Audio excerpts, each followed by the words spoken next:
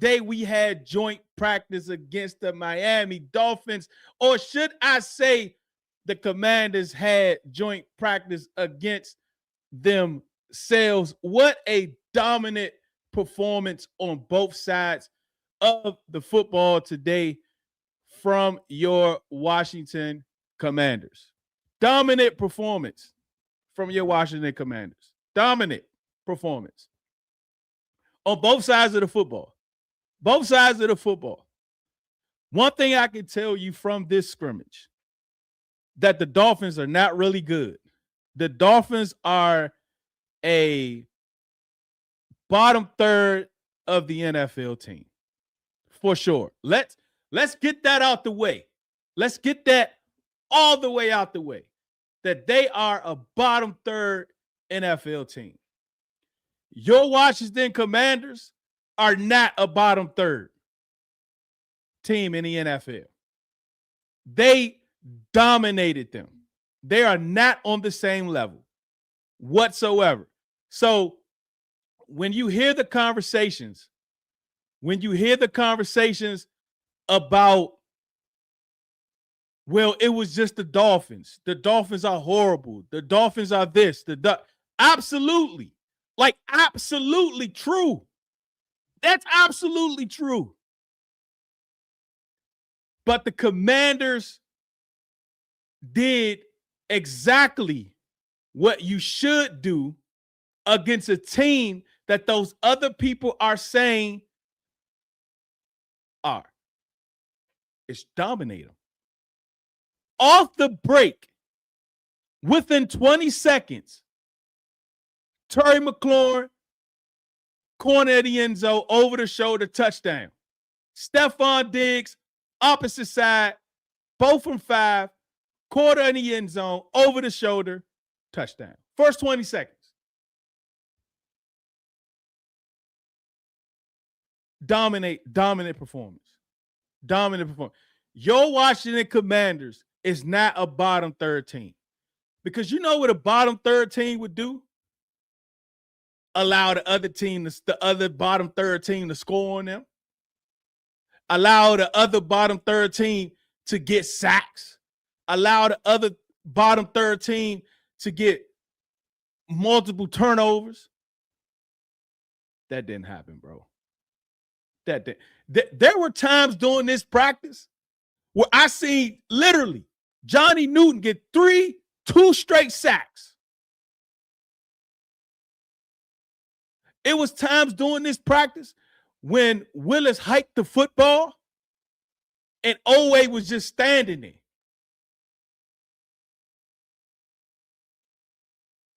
There were times in this practice where Willis will hand the ball off and Payne and Kinlaw was just waiting. This Dolphins team is horrible. What usually happens with your Commanders is we play to the talent of the team. That's what we thought, right? We think that we are so much better than this team. Remember, it's been years where we have conversations about a sorry team as if we're not a sorry team. We believe that we're so much better than the sorry team. And then when we go out there and play, it looks like 2 sorry teams. That wasn't the case today.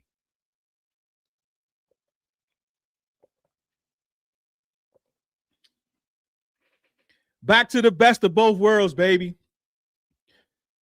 We got the curry out container, the tap water, and the cucumbers.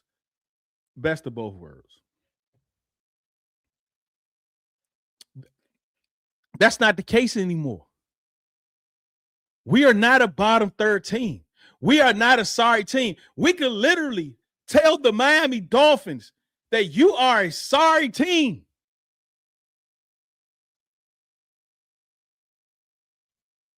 We can look down on them.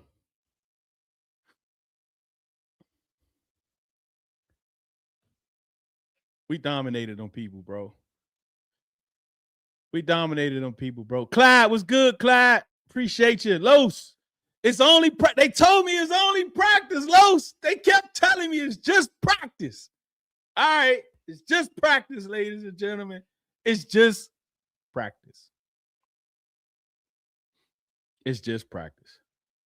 Lady E, what's good? Glenn, what it do? Janet Trail in the building. I still don't know what these Jews do. I'm going to be honest. Like, I don't know what these Jews do, but I appreciate it, right? Thank you, Miss Janet. I heard that Deuce of the Truth is crazy, bro. Key, what's good, Key? Dog Tide was good. Trail was good in the building. Dion D-Ray, appreciate you for coming through, man. Might be your first time comment. Appreciate anybody else that's here is their first time comment. Please don't forget to like, subscribe, hit that hit that like button. Comment, throw your comments in the chat. What do you want to know? What do you want to talk about? Los, what's good? Unc with the jewels. Glenn with the jewels. Appreciate somebody tell me what these jewels do. Like, I don't know, bro. Like, I don't know. Yeah, that PF. Okay. All right. We heard a lot about the O-line. Maybe I should just start right with the O-line. Yeah, that's what y'all want. Y'all want me to just start and keep this in mind, bro. There is so much going on at one time. You have two fields, you have two teams, you have 4 different units competing, especially individual. There's a lot going on. Even when there's 2 teams, 2 fields, offense versus defense, both sides. It's very difficult. A lot of you seen what the practice facility looked like. So we're in the end zone. So we're directly with our offense against their defense. And off to the side, even when they started practice off to the side, their offense and our defense not only was on the far field, but they was like towards the other side of the far field. So it's very hard to see. It's very hard to see like who was doing what, who was starting where. So the beat reporters like the Lake Lewis's, Felix Tremel, that's always on the show, and Lake will be here on Thursday. A lot of those guys, they stayed over there. So listen to them because they was like standing right there watching. Right, we saw more of the defense when they all came together towards the end, and then when they shift down closer to us on the other side. So a lot of, if you go through my tweets, a lot of it is when they're closer to us on the far side, when I'm able to see. Like Joseph and Baptiste, like Baptiste he's stacking a couple days, bro. He did really good yesterday. I heard he did good the day before. Joseph had a good day today. But again, we gotta keep in mind that this was a Dolphins team. And these guys, like, keep in mind that this was the Dolphins team. At the same time, keep in mind that these guys did what they should have done. Like when you hear, oh, Joseph dominated, Baptiste dominated. Like when you hear that, that's a positive because they dominated. So that means that they are showing that those players are not better than them. We're really not used to that. And before I go too far into that, understand that there was a lot of people posting stuff. A lot of people posting their interpretation of what they see. It's what they see. Right? So, and it's coming from different views, different locations, different mindsets, like all of those things. So, like, take all of it and then try to pull it all together and interpret it. So interpret it so you can tell somebody else in a sense. But you got to take all of it because you might hear some people say, "Oh, Connolly held his own against Chop." You might hear people say Chop dominated him. You might hear people say it was a lot of pressure up the middle. Some people may say It wasn't really the tackles. It was the interior. You're going to hear a lot.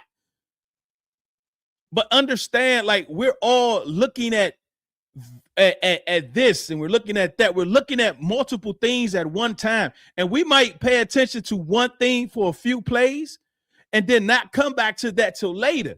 So when we're looking at something else, things could have changed. So just because you hear one person say something about a specific player, it doesn't mean that's the whole story. It's just what they saw. Right? It's not like all 22 where you could go back and watch and replay and everything is right here in front of you, because everybody is trying to see as much as possible. So it's very impossible to just, unless you specifically laser focused on one thing, then okay. But for me and a lot of other people, it's very difficult to do that. Buttons, no starters on Friday. It's no reason to play. You might not even get the second string, because remember, I tweeted this out earlier, right? And I said that I would not be surprised if we see a lot of Jayden and Mariota. A lot of it's Friday is going to depend on how much we see of Jayden and Mariota. That's all we saw.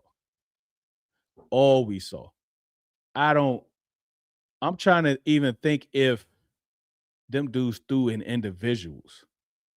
I didn't see no Hardman, no Manis. I don't think. Right? So the starters, most of the second team, probably not going to play Friday. It's going to, Sam Hartman's probably going to start, and then Manis is going to play the second half. Oh, no problem, man. I love that. Famous 8-year-old on Commanders fan now. I love that. No problem, man.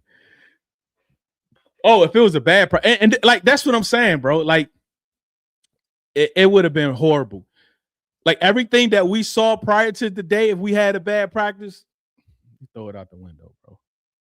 Complete domination. Johnny Newton from the Zero Tech. I'm trying to think. Yeah. Yep. He was, because I don't know. Tim Settle was in street clothes. I don't know if y'all heard anything. Like, bro, I'm just getting home. Like, had to drop off a couple folk. It was a late practice. We stayed late. We was talking to different people. I got a story to tell y'all too. Remind me to tell a story, Dog Tide. It's a family story. So like, I'm just getting home not too long ago. Right? Long day, man. So I don't know what was going on with Settle, but he was in street clothes.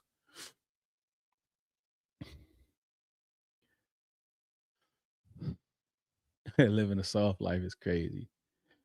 Dolphins don't want to draft pick 20. I look, media, man, like, I don't see it. I don't know what Malik Willis is going to be running a lot. He might get he might get like 8,000 yards rushing, 800 to 1,000 yards rushing. He's gonna be running for his life, bro. Remember, I was joking last week and the week before last that Van Jefferson is going to be on the Dolphins. I know they saw some of our receivers and how they was dogging their corners. I don't know, man. Like, I just don't know. Should be as many likes as there are people watching. Can y'all test it? Yeah, test that like button. Make sure that like button works. See if it's stuck. I think that's what Trail used to say. Yeah. Cash, what's good, Cash? You will do in life what you practice. It's only practice. That's what they said, man. CJ, what's good, Lady E. John Expo, what's good, man? All side back. Can't wait. D-Ray, it's me. Oh, Dreyway. I was like, who is like D-Ray? I like D-Ray. D-Ray is better than Dreyway. I think we need to call you D-Ray. Like, D-Ray is much better. What's up, Chuck? D-Ray is better. We need to start calling you D-Ray. Yeah, somebody said that. I'm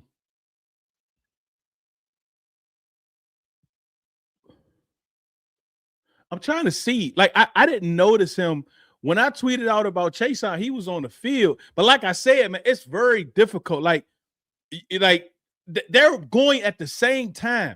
Our offense, defense, their defense versus our offense. So you looking here and you looking here, you looking here. So when the defense make a play, I'm back here. So if somebody like limps off and you don't notice it, you will only notice it if it's like a stoppage. But if they just limping off, you won't. So I don't even know like exactly when he walked off. I don't even know. I don't even know. Uncle Mania. What's up, Chester? Miss Janet, the Jules is similar to TikTok. Oh, so like, oh, you gotta break like Miss Janet. I don't know. Like you gotta school me on that. I think Chuck was trying to. Yo, can you hear me? Yeah, I can hear you. Yeah, I can hear you. All right, bet. I got an echo. Is you driving? Yeah. Yeah. Try leave and come back. All right. Or just mute when I talk and then before you talk. If that. Crafty, what's good, man? It might be your first time comment. I appreciate you. Remember, everyone that's in the building, please like and subscribe. If this is your first time here, we appreciate you. Let me see. Nah, dudes, the fans don't care about the O-line. At least that's what I've been told the past 5 years. Nah, bro. Like, yeah, what y'all want? Y'all want the O-line?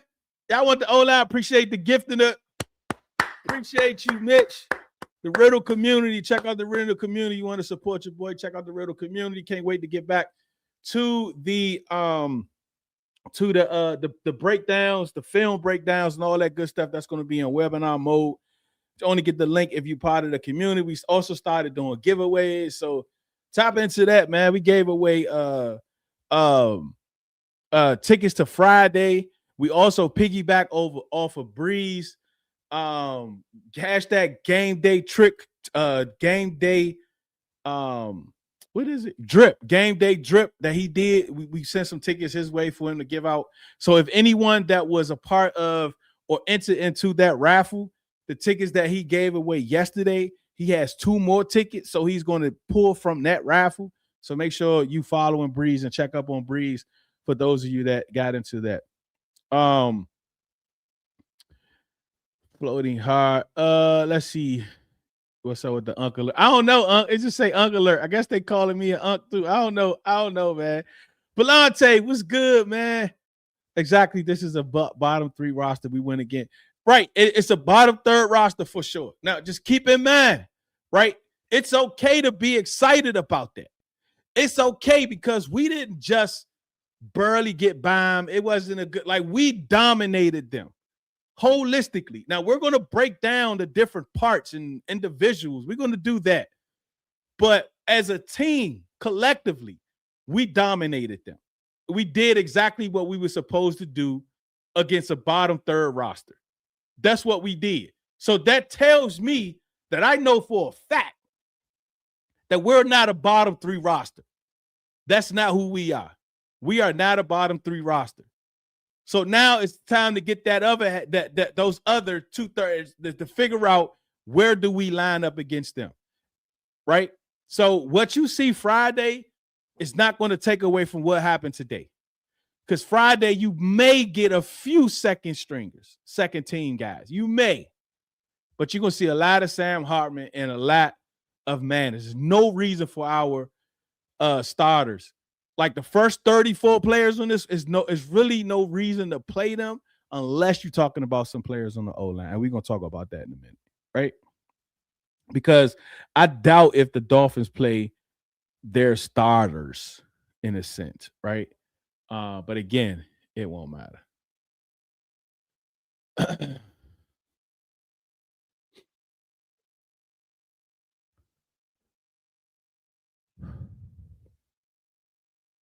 It's going to be 3rd, 4th strings out there. Yep. Wait a minute. Limited reps for the second team on Friday. JBA is moving up that depth chart. We're going to see what. Now he's definitely going to play. He's going to play. Like there ain't no doubt. Oh man. Yeah, Mariota ran a lot. He dumping it off to the running backs all the time. He missed a few players down the field when they was open. Mariota doing Mariota things, bro.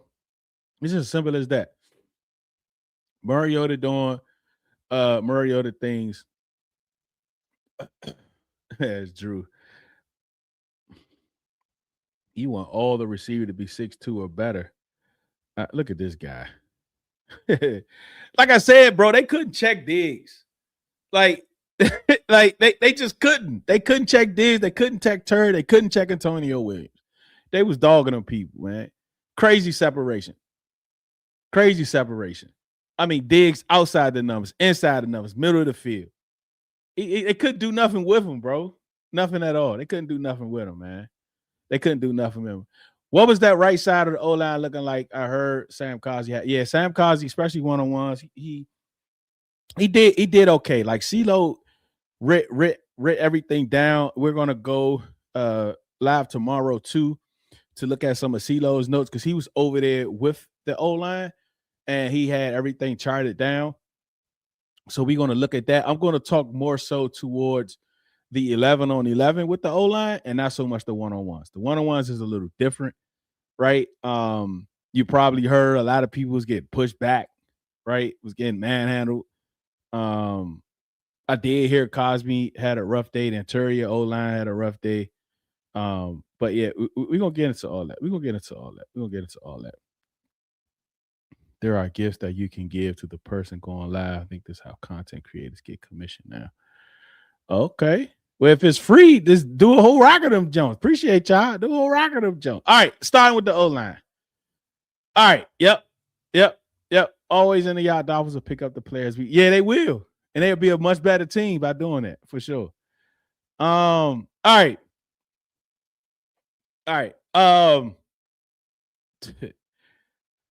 Chuck, you want to start, Chuck, the O-line, like what you saw? Chuck was out there getting mad content with the interviews. Yeah, I'll be honest. I wasn't really looking at the O-line. But I did, in my opinion, I could be wrong because y'all are better at analyzing personnel and analyzing what's going on. To me, it seemed like that Blau was moving the pocket a little bit and doing a lot of play action rollouts to help whoever was at quarterback. I don't know if they were just trying stuff out, trying to install some plays, but that's what it looked like on my end. That he was just trying to move the pocket, trying not to have them doing too many things that was stationary. But it was times where we would see Jayden or Mariota just do like a 3-step drop back, and it would be a good pocket for them. So it was like 50-50, but I feel like Blau was maybe trying some stuff out with the O-line just in case, like, let's say we go against a harder defensive team and we got to roll out the pocket or move the pocket around a little bit.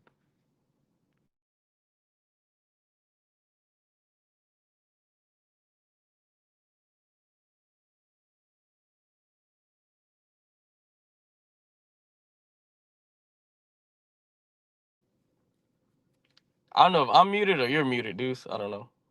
I did mute myself. I ain't want y'all to hear me eating my cucumbers. I know dog tag get mad at when people eat on the mic. All right. So if you have concerns with the O-line, it's legitimate. It's legitimate, right? Is it going to, or should it force you? Let's just say your floor is 8-9 wins. The concern you have with the offensive line, it should not force you to lower your floor. I will say that. As an O-line collectively within the scheme. Right?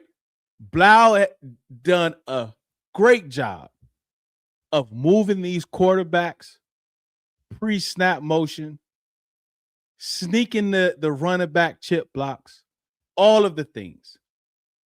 Getting the ball out quick, making sure there's always a safety valve for Jayden and Mariota. Them guys getting the ball out quick, even though like we talk about Mariota getting the ball out to the. I'd rather him do that in game time than to try to throw throw a pass that he know he can't make. Right. So the good thing about him doing that is that it's showing us that there's always a safety valve for these quarterbacks if they have to get the ball out fast. Let's start there.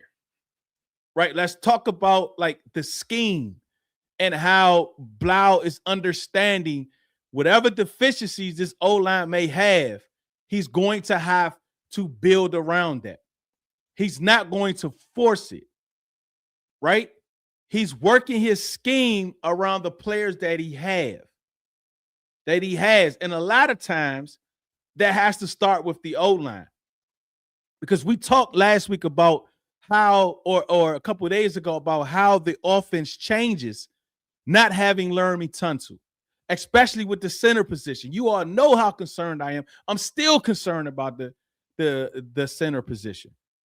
Is that if you know your center position is weak, it's okay in the sense if you have an all-pro left tackle, because the all-pro left tackle also helps the guard, right? And then you have a Pro Bowl right guard. Sheriff made a Pro. I mean, has Collins made a Pro Bowl? I don't know. Whatever, right? Like he's there also to help the center.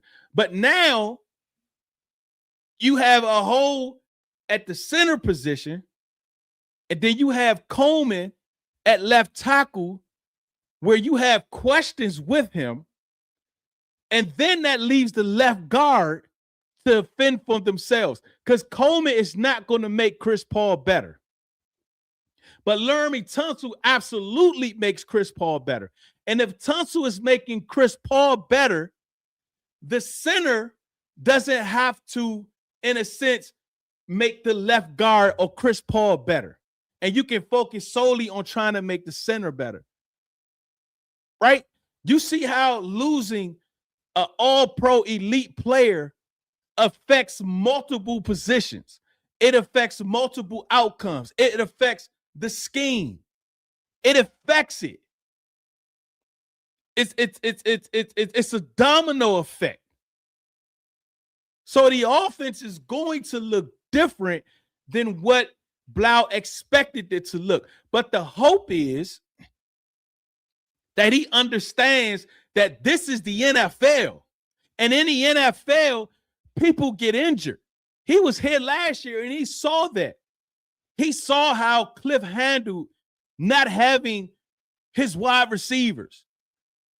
He saw Cliff complain about it. I don't have my guys. I can't be successful if I don't have my guys. He saw that. That's not what you want out of an OC. You want your OC to have a plan, to have something in that play. I don't know, page 88. With page 88, you don't want to get to page 88, because page 88 is where you start going into the playbook, because the people that you expected to be there, your best players, are not there. You don't want to get to page 88.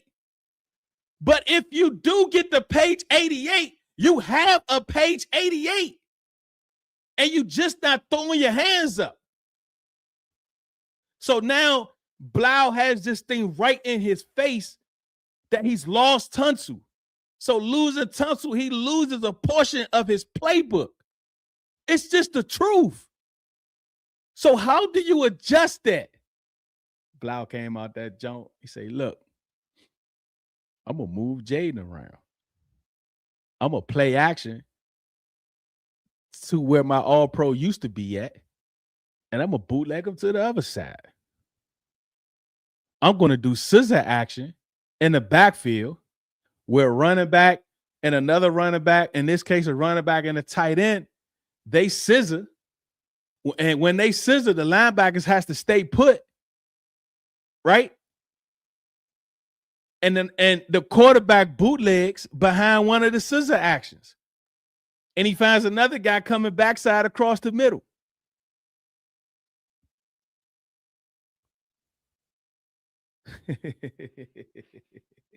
Oh no, bro. Like Blau was in his bag today, right? So, all right, enough around the bush about how you fixed, how Blau, how the scheme itself can help the deficiencies of the offensive line. Let's talk about some of the offensive line. What's up, Dustin? Not too concerned with the O-line. It's not going always to be perfect, but I think they will do a decent job and be able to get it done. Lafo, now I'm not a big fan of the Motherhead content. I don't know, man. Them dudes be having crazy followers, man. Crazy follower. O-line is a unit. The playbook is much larger than 88 pages. I don't know, The model may take a tight end spot from a second-round pick. The O-line, let's talk about the O-line. The bling blow offense, bro. I'm telling you, it's going to shine. Jayden can work with this O-line. Listen, Jayden had a rookie Coleman and for about 12, 13 games. Well, actually about 16 games counting the playoffs. Because him and Corn was splitting reps the first few weeks. Jayden Daniels had Coleman at left tackle his rookie year, and a way worse team. I mean, entirely, not just offense, but offense, defense, a way worse team. And he went to the NFC Championship game. I am not concerned whatsoever with Brandon Coleman at left tackle and Jayden Daniels, your quarterback. I'm not concerned to the point where, oh my gosh, we got to go out there and bring in somebody. Because the Taylor dude everybody wants to bring in has been hurt and injured over the last, I don't know, Docs, how many games has he played the last 2 years? 14? Something like that? Taylor Decker, I think he played really well last year, though. But I'm not like, Fab was hooping with Brandon Coleman in 2024, bro. And he's absolutely can't hoop with him now because everything around him and Brandon Coleman is much better as a team collectively. All right. It's very difficult to see the offensive line at these joint practices in a sense where you're trying to focus, you're trying to pay attention on who is who, what's what. Interior run, trying to run the ball in the middle of the field, in the middle of the O-line, interior was nothing. We wasn't getting anything. As a matter of fact, Bill, as he did last year, because a lot of times we often forget that Bill had over 800 yards after the first contact, which is like 3 or 4 in the NFL. Not just rookies, in the NFL. And again, today, he's running through tackles. But the issue is he's having to run through tackles either before or around the line of scrimmage. That's the issue. That's the issue. We wasn't getting a push, right? Everything was standstill around the line of scrimmage, which gave the linebackers opportunities to fill gaps. All of those things is very concerning. We had a couple runs that broke through.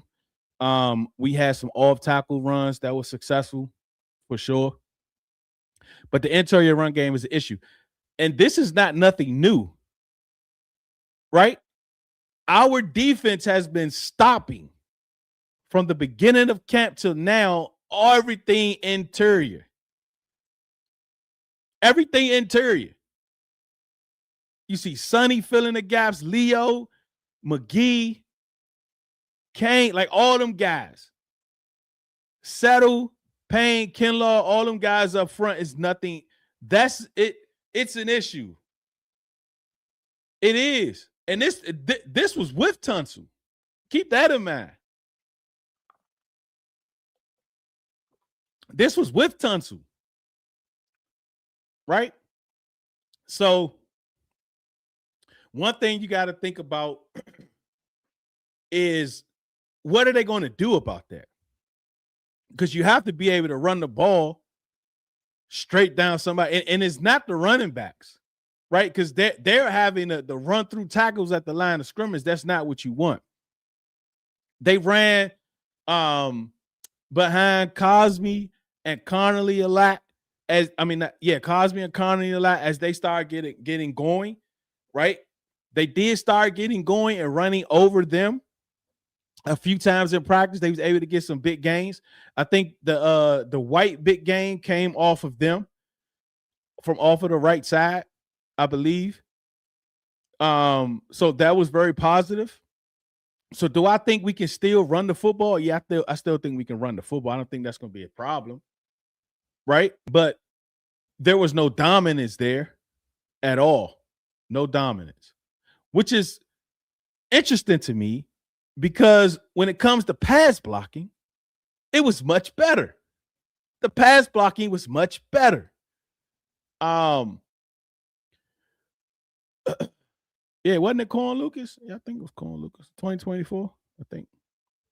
I'm worried about Paul being too slow when he bro.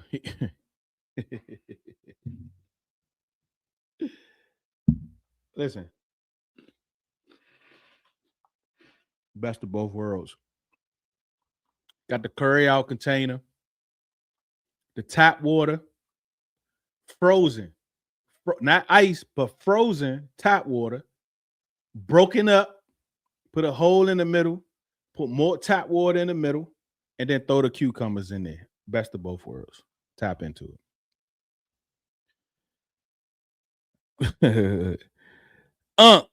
If you want to see some of that Trey Johnson counter pulls, that ain't happening. Especially with Chris Paul. It's not happening. And then if Chris Paul ain't gonna be able to get over there, you're not gonna do it with Brandon Coleman because Brandon Coleman gonna be running on his heels. You're not gonna see any of that. Or you're not gonna see a lot of it. Chris Paul is straight ahead. Straight downhill. And this is why I think they really wanted Brandon Coleman to win that left guard spot because he's able to do more. Get outside, get upfield, get around corners. He's able to do that. Chris Paul is not. Decker has a recurrent injury. South was good, man. I heard y'all trying to get back on TV. 28 combined over the last 2 seasons, 14 each. Okay, that's pretty good. Call my OC Jay Uso because he was sending out warning shots. Blow. Okay, I like that. I say add Decker is not a problem, right? I wouldn't be mad. I think Brandon Coleman is going to play Friday because I really think they're going to look at the tape from today and they're going to look at the tape on Friday. And if he can't hold his own, they're probably going to look outside because number 9, I thought it was 8, but Smoke said that's a cornerback. But I watched him because the last set of drills, I watched Brandon Coleman specifically, right? I wanted to narrow in. I wanted to watch Brandon Coleman specifically. I wanted to see what he was able to do against number 9, whoever that is on the Dolphins. He did really good, right? Each rep, because I charted each play that happened. He did really good each rep, about 6 reps, except for 1. And that 1 rep, he was able to get inside of him. But when he got inside of him, the running back was there to help him, which didn't throw off the timing of the pass, right? But outside of that, he did really well. And that's when I was able to actually zero in on just Brandon Coleman. Brandon Coleman is going to play Friday night. I would be surprised if he does not play. And he has to go out there. I think maybe Cosme doesn't play. It may be Trent Scott, but I think everybody else all the other offensive linemen, I think is going to play Friday night. So I think you're going to have Connolly, Trent Scott, Good Jones, Chris Paul, and Brandon Coleman with whoever quarterback, right? I think that's what's that's going to look like. Can't believe y'all out here drinking tap water willingly. This is crazy. Yeah, that's why I wanted Coleman at left guard, but we move. Hopefully they figure it out. Yeah, I agree on Chris Paul comment. He's limited but effective. Hey, Ray. With the uncertainty at center, having Coleman and Cosme to help out would be ideal. But it's more so if you had Coleman at left guard, Tunsil is making him better for himself. but Coleman not making the center better.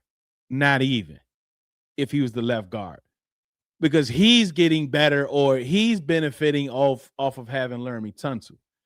Now, the center would benefit off of having Sam Cosby next to him to make him better. Right? Like that's going to help him. And Cosby's not making Josh Connolly better. And Josh Connolly is not making Sam Cosby better. You see what I'm saying? You see the impact of Laramie Tunsil not being there? Because him not being there, there's no way nobody can make anybody else better. Cosby cannot make Good Jones better, even by him being a right guard, because of the left guard and Chris Paul is very limited. Right? So it's a thing. But again, this is individually speaking too. Right? This is not like a collective where you input the offense and you input Jayden Daniels and you input how our receivers can get off the ball quick. I think that's going to mask and disguise the offensive line for sure. No, it's not from the Anacostia. More concerned about Cosby than Coleman. That's interesting. I don't know why. He may have had a bumpy one-on-ones probably, but CeeLo has that. We'll talk about that tomorrow. But right now he's absolutely your best lineman. That's for sure. I think he's going to have a good year. I don't think he plays Friday. I'd be surprised if he plays at all. Agree. I think we have separators at the wide receiver position so we can get the ball off quicker. Keep the defense on their toes. When it comes to Josh Connolly, yes. This is the thing that you hear a lot I've kind of heard. He won some against Chop and he lost some against Chop. The losses were pressures. The losses were sacks. Is that a good thing? Like, is it okay for offensive linemen to lose 3 or 4 reps in a joint practice? Because keep this in mind, it's not like he got 56 plays against Chop. He might got 15. And within those 15, he lost 4 or 5. Is that okay? Is that you win some, you lose some? For your right tackle that you drafted in the first round? Is that okay?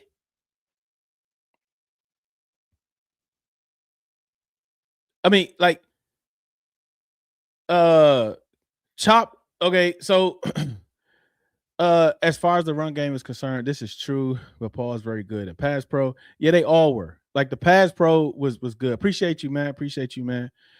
All right, is this okay? Chop is going to get his too. Where, like, and edge rushers and pass rushers, where do you put Chop? Like, what tier do you put Chop? Chop Robinson. What tier do you put him? Do you put him in a tier like with Aiden Hutchinson in them? Is he below Aiden Hutchinson in them? Is he in a 3rd tier or 4th tier? Is Chop Robinson in the same tier as Owe and Chason? Like, what tier do you put Connolly? I mean, when you put Chop Robinson in? Because this is the thing. You got 15 reps and you lose 4 or 5. Is that good? Are you going to tell me that, hey, it's okay, he held his own? He got 2 pressures, couple sacks, and 15 verses? Is that good? Let's see what the chat say. Let me know, chat. Let me know if that's good. Like, I don't know. Y'all tell me. Like, y'all, like, Like you tell me, Mitch, you told me, oh, Chop is going to get his too. Like, you told me that. So you tell me, like, where do you see him? Because I'm trying to figure out, like, if this is Myles Garrett or Aiden Hutchinson or one of those dudes, all right, cool. But we talking about Chop Robinson. Here we go again. Here you go, Chuck. It's just practice. He said it. It's just practice. Like, it can't be I was told. Right. I was told, like, it can't be just practice when you're trying to simmer a narrative that's going against one of the players that we need to be better than what they were last year.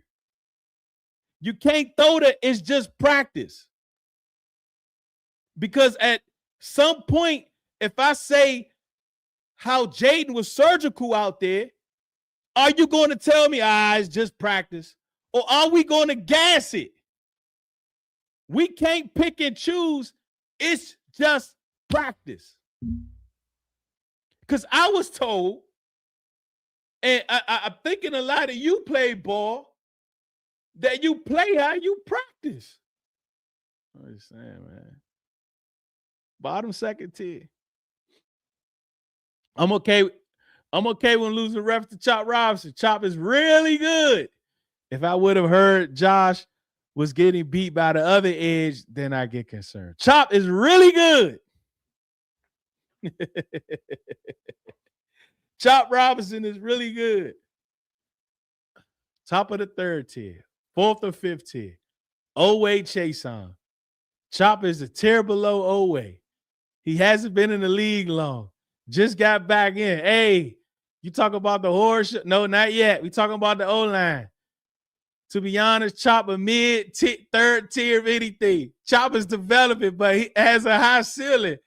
Hutch is tier 2. I would say mid-third. So tier 2, 3. He's similar to Abdul Carter, but those guys are fresh to the league. A lot of potential. Just like Connolly, it's a great matchup to see where they both are. Are we going to gas it? Have me dying. JD5 is him regardless if it's practice or not. Chop was good work for Josh. Shows him what he has to work on for sure. He's going to have his losses and struggles. He's going to have his wins too. If I tell you he had 15 reps and 5 losses, y'all seem like y'all are okay with that. Against a 2-tier, 3-tier, 4, 5th tier type edge rusher.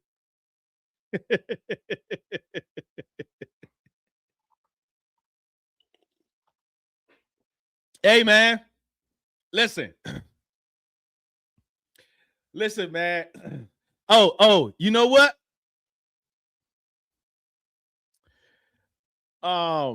In 3 starts, he had 4 sacks. How many starts did he have overall? Because now, because you're just signaling them 3 starts. So I'm trying to figure out who would he play those 3 starts. Who was those 3 starts against? Because I'm trying to figure out what happened to the other. What is that? 3, 15, 14 starts.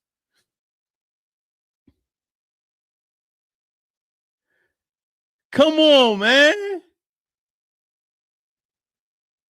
2.5 to 2.7. The tiers. Thanks for that, Clyde.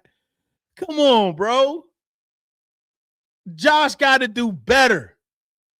He got to do better. It's just as simple as that. Tunsil is down. He's out. You work with him in the offseason. You got better as the year progressed last year. We're looking for you to take another step. Because y'all telling me it's okay. You win some, you lose some, but you live. You live to fight another day.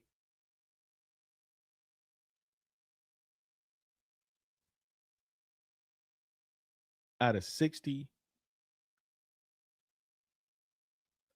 reps, Chop wins 20.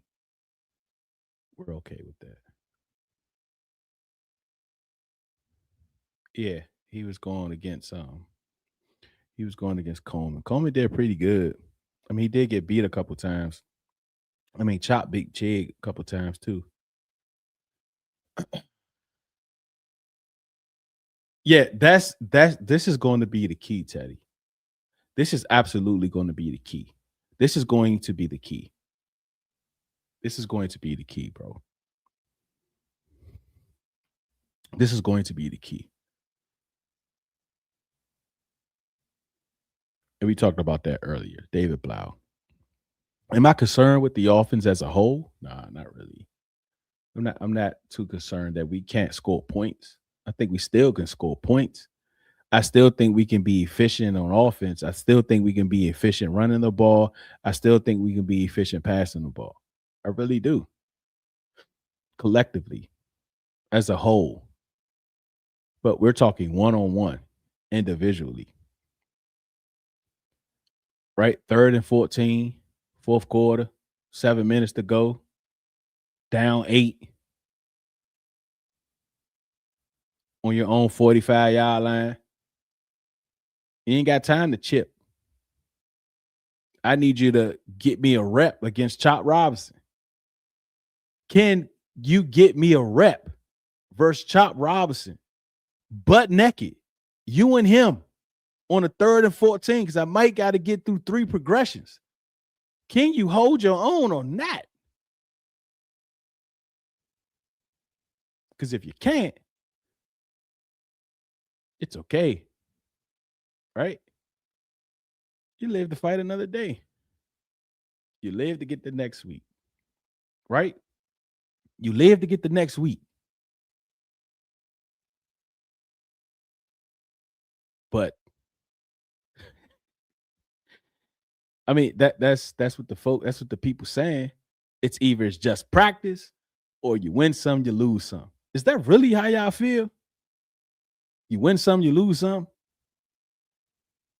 Because if I take y'all, the player that y'all hate, y'all don't like, the player y'all keep saying gonna get cut, whoever that player may be, and I tell y'all the same thing that's similar to them, y'all gonna be ready to get rid of them. But if it's somebody you like, that I'm telling you is out there losing at a percentage that he shouldn't be losing at against a player that he shouldn't be losing at that percentage, you want to take up for him. You want to coddle him. You want to give me all the daddy issues. No, he's getting beat, and he shouldn't be getting beat as much as he's getting beat. It's not about living another day. It's about having a completion. It's about getting to that first down. And if you're preventing me from getting to that first down, then you're not as good as people say that you are. And you might got to move the guard.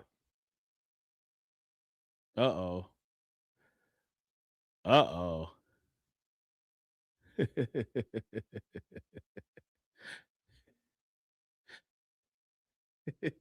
Hey, Dot. What's up, hey, Dot? What you been up to, man? Long time no talk to, bro. Long time no talk to, man.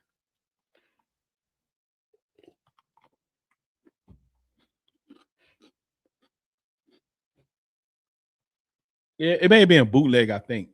It was a bootleg. Opposite side.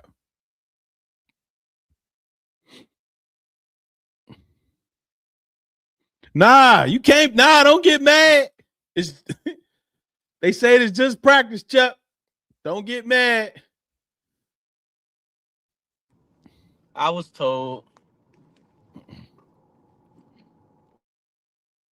Hold on. So Dogtight ain't put this up. 17 games, 19 pressures, 4 sacks for Chop. Y'all, somebody said he was second tier. Below Aiden Hutchinson and them. That don't look like second tier to me. So hold up. Wait a minute. Like, what tier is he? What, like, how much of a grace, how much grace am I giving Connolly for Chop Robinson? Because y'all told me y'all made it seem like he was really good. But if it's 17, 19, like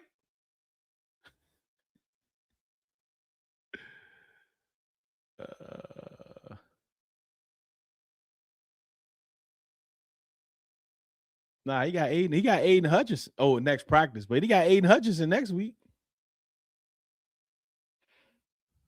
Coleman, they got Aiden Hutchinson next week. Nigga Hogs, I hate when you right. I didn't say he was a scrub, but my point is you didn't put all you didn't put all the information up this time, dog tag. You didn't.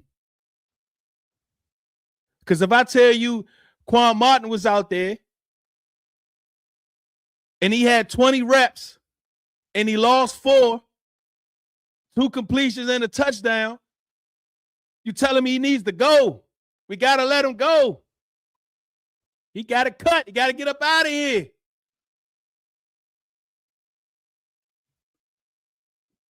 This is the thing. We have to be able to look at both sides of the argument. You got to, at some point, you got to get rid of the bias. You got to get rid of it. The facts is, Josh Connolly should not be losing 5 out of 15 reps against Chop Robinson in practice. Because now Josh Connolly made him look like he belonged in the tier with Aiden Hutchinson and them.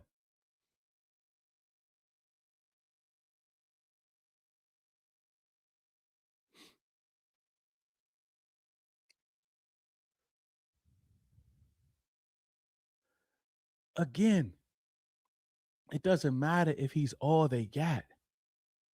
Being all somebody got doesn't make you a good player. It doesn't make you a great player. It doesn't boost you up. It doesn't give you extra points to be in a discussion with the great players, because this is what happened with us all of them years. Because Tress Way was the best player that we had, we didn't want to give Jayden Daniels number 5.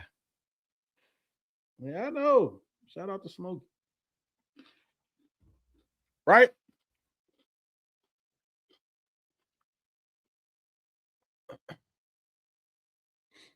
Oh, here we go. Here we go, Chuck.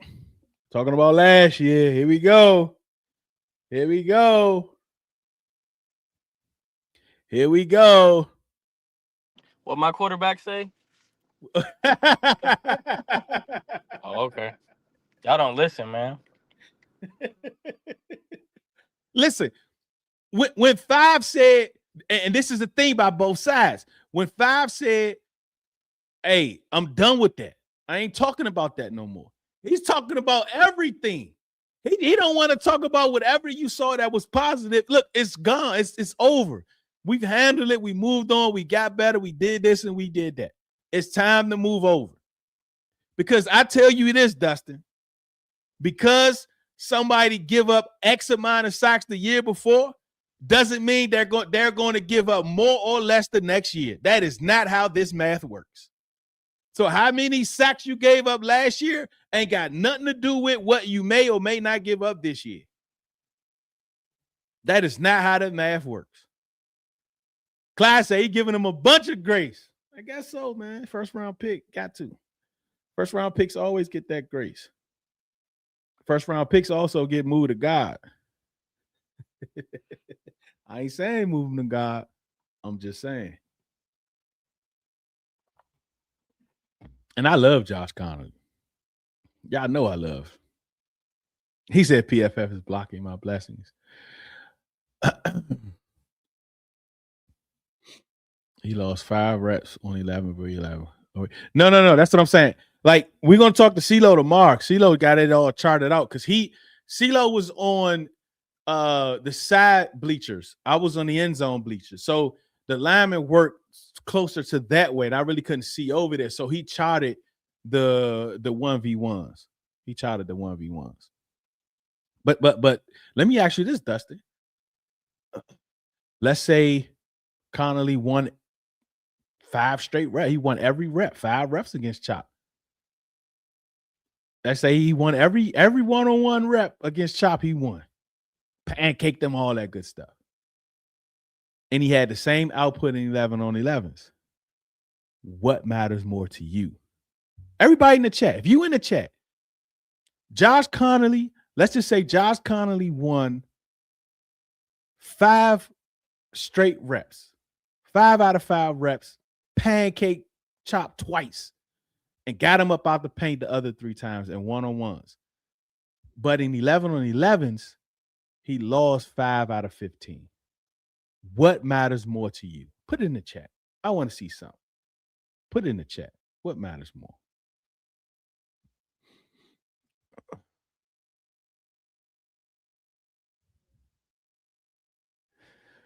Yeah, let's just hope he had a bad day. Let's hope he had a bad day. Let's hope he had a bad day for sure. All right, man. Is that it for the O-line after y'all answer that question? Because I want to get into the good stuff. I want to get into the good stuff.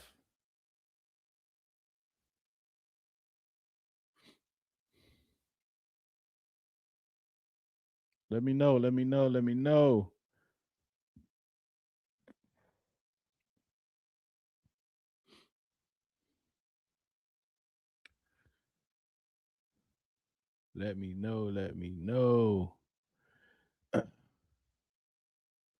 We have all the revision history we want, but Chop was buried behind Bradley Chubb and Tyron Dollar. Yeah, that's true. I really want to know, man. How y'all feel about that question, man? All right, let's get to it.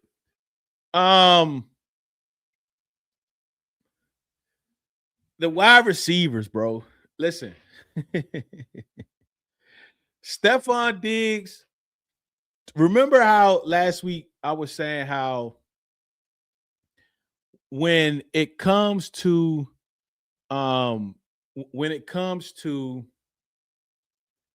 Terry McLaurin before Stephon Diggs, it was like Terry McLaurin and everybody else. And I mean, not so much of what we know about him, but just the way he's practicing, how he's beating everybody. Terry McLaurin did not need to practice because of Terry McLaurin. Terry McLaurin needs to practice for everybody else. Terry McLaurin is practicing to make everybody else better, especially on the defensive side. Because if Terry doesn't practice, and this is probably what happened last year, if he doesn't practice, the defensive back don't know exactly who they are. And Terry continues to expose that. Antonio Williams is starting to, and I'm talking about our guys at practice. He's starting to expose certain things. And now you bring in Stephon, and now he's out here exposing them.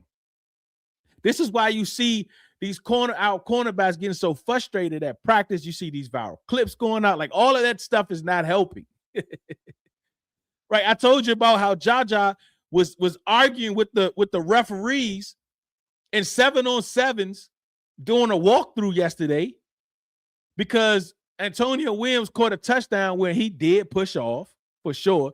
But Jaja arguing with the back judge when the side judge did throw the flag because he did push off, right? Like, you can see him push off.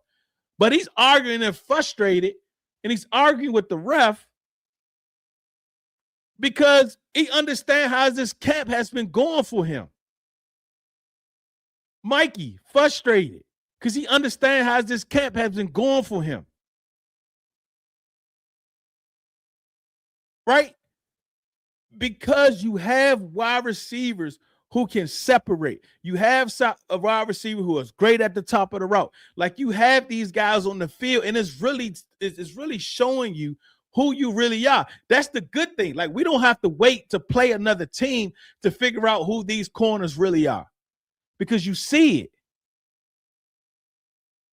So when it comes to when it comes to our wide receivers, bro, be excited about it.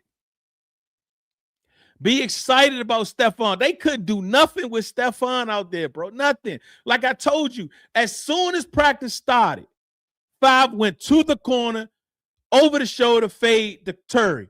over the shoulder catch, toe tap, inbounds. 20, not even 20 seconds later, Stephon Diggs, the other side, same play, same catch, same toe tap, same over the shoulder, touchdown. Antonio Williams get in that joint. Get out of here. The cornerback over there, he go in the middle of the field. Stephon Diggs from the slot, same thing. They couldn't do nothing with him. Inside, outside. They couldn't do nothing with them three dudes, bro. And then you got Van Jefferson. He had a good day today, at least 2 or 3 catches. Big catches. Y'all saw the one he had for like, I thought it was 60 because where I'm end zone where I'm sitting, I ain't really can't see where the ball is placed. But people saying it was 75. Whatever it was touchdown. Because he had a dude beat by like 5 yards. And Jayden heaved that joint. Right in the breadbasket. Touchdown.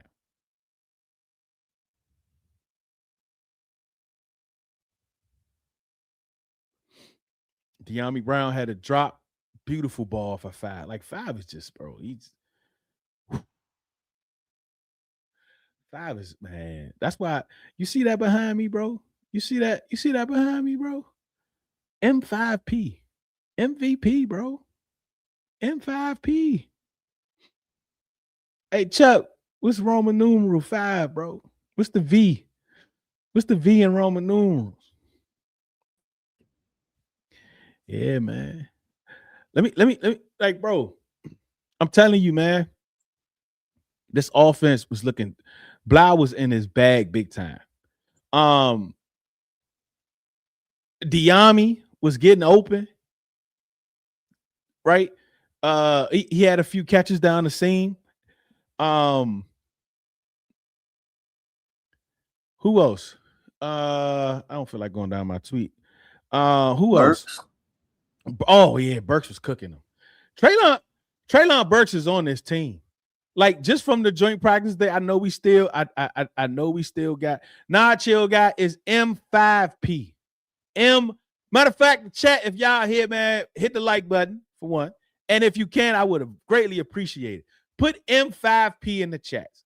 Matter of fact, every time y'all join this stream, even if you watch a playback or whatever, put M5P. We're gonna speak this thing into existence. We're gonna comment this thing into existence. M5P. Right? Manifesting it. M5P. But he was, bro, like he was dialing the people up, bro. He was dialing it up. He was like, we talk about how he raising floors.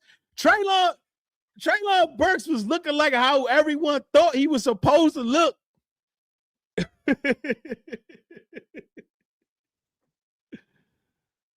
He was dialing them up, man. He was looking good. I mean, even your boy Jade Bradley dog tied.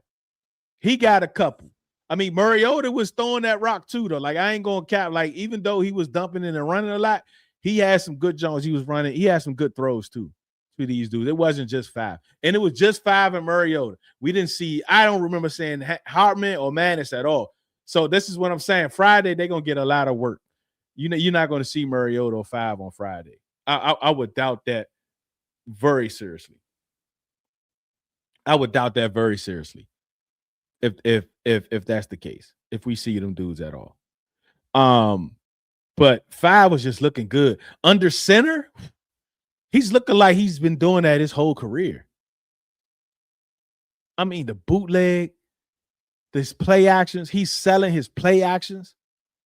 Right. And Smoke used to talk about that all the time, that, you know, he wasn't really selling his play action. It's hard to sell your play action from the gun. But under center, he's selling his play actions, bro. And he bootlegs a lot to the right. Right. And after his rookie year, y'all know I talked about that a lot, where I wanted him to be able to move across the pocket right and left. Right. I didn't see, I'm trying to remember if I saw any bootlegs to the left. I don't know, Chuck. I don't know, Smoke in here. I gotta ask them. I'm trying to see if I saw any bootlegs to the left. I'm not entirely sure. To the left? Yeah, like to his left. Jayden? Yeah. No. I gotta ask Smoke. Smoke, I if don't you in remember. here, let They me were know all if you still saw right. CeeLo. Anybody that was there today, like, did y'all see any bootlegs to the left? I think Mariota had one to the left. Not Jayden. But the bootlegs, bro, like you got players coming across the middle, wide open. But the wide receivers, man, like to go from a concern is not a concern, bro. Like I think I don't think you see Terry. I don't think you see Stephon. You might see Antonio Williams. You're gonna see Van Jefferson, Deion. Like I think you're gonna see a lot of those guys Friday. They might not get a lot of reps, but you're gonna see them out there. So I want to see what they look like with the other quarterbacks, but don't judge them because these do. Like when it comes, we know Sam Hartman. I don't want to see him at all. I want Manis to play the whole game. I don't want to see Hartman at all. But when it comes to Manis, it's either he's going to throw it into their bread basket or he's going to throw it to the mall. One or the other. Like he's up or down, one or the other, right? And he's a developmental quarterback. Like this is what you're going to get from a 7th round guy who probably should have went undrafted.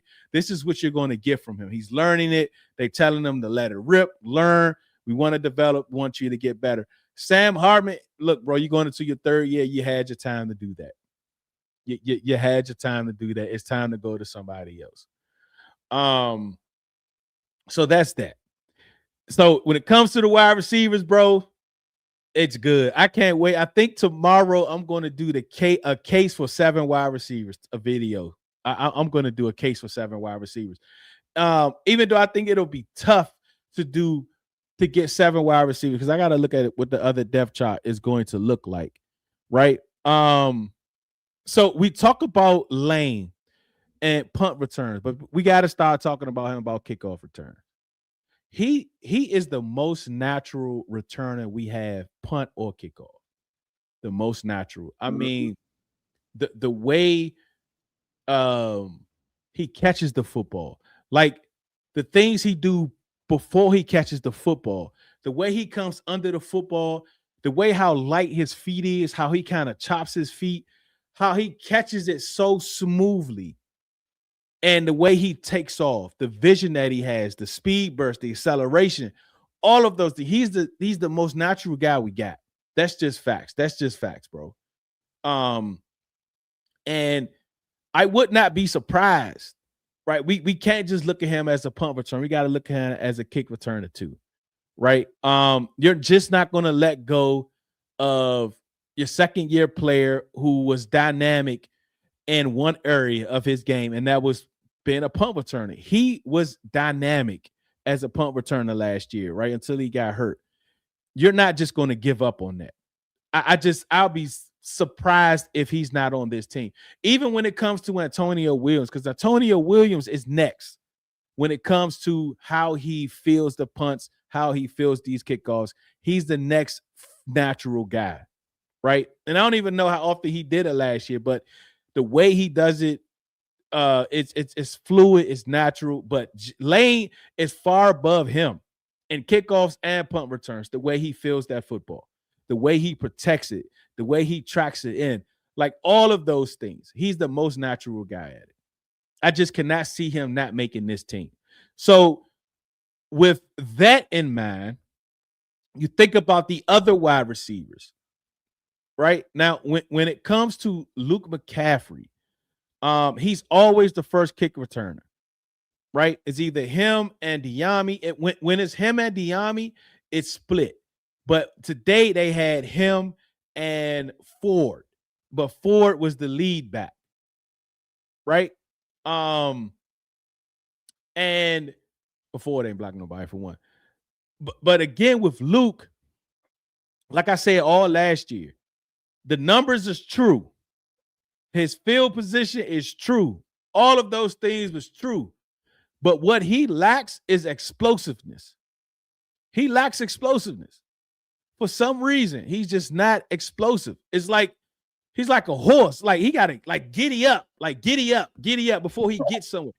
But when it comes to Jayden Lane, Antonio Williams, even De'Ami Brown, right? When it comes to those guys on a kickoff return, They get it and they go. Right? Just the same thing. Remember Debo? When Debo was doing it before Terry got hurt?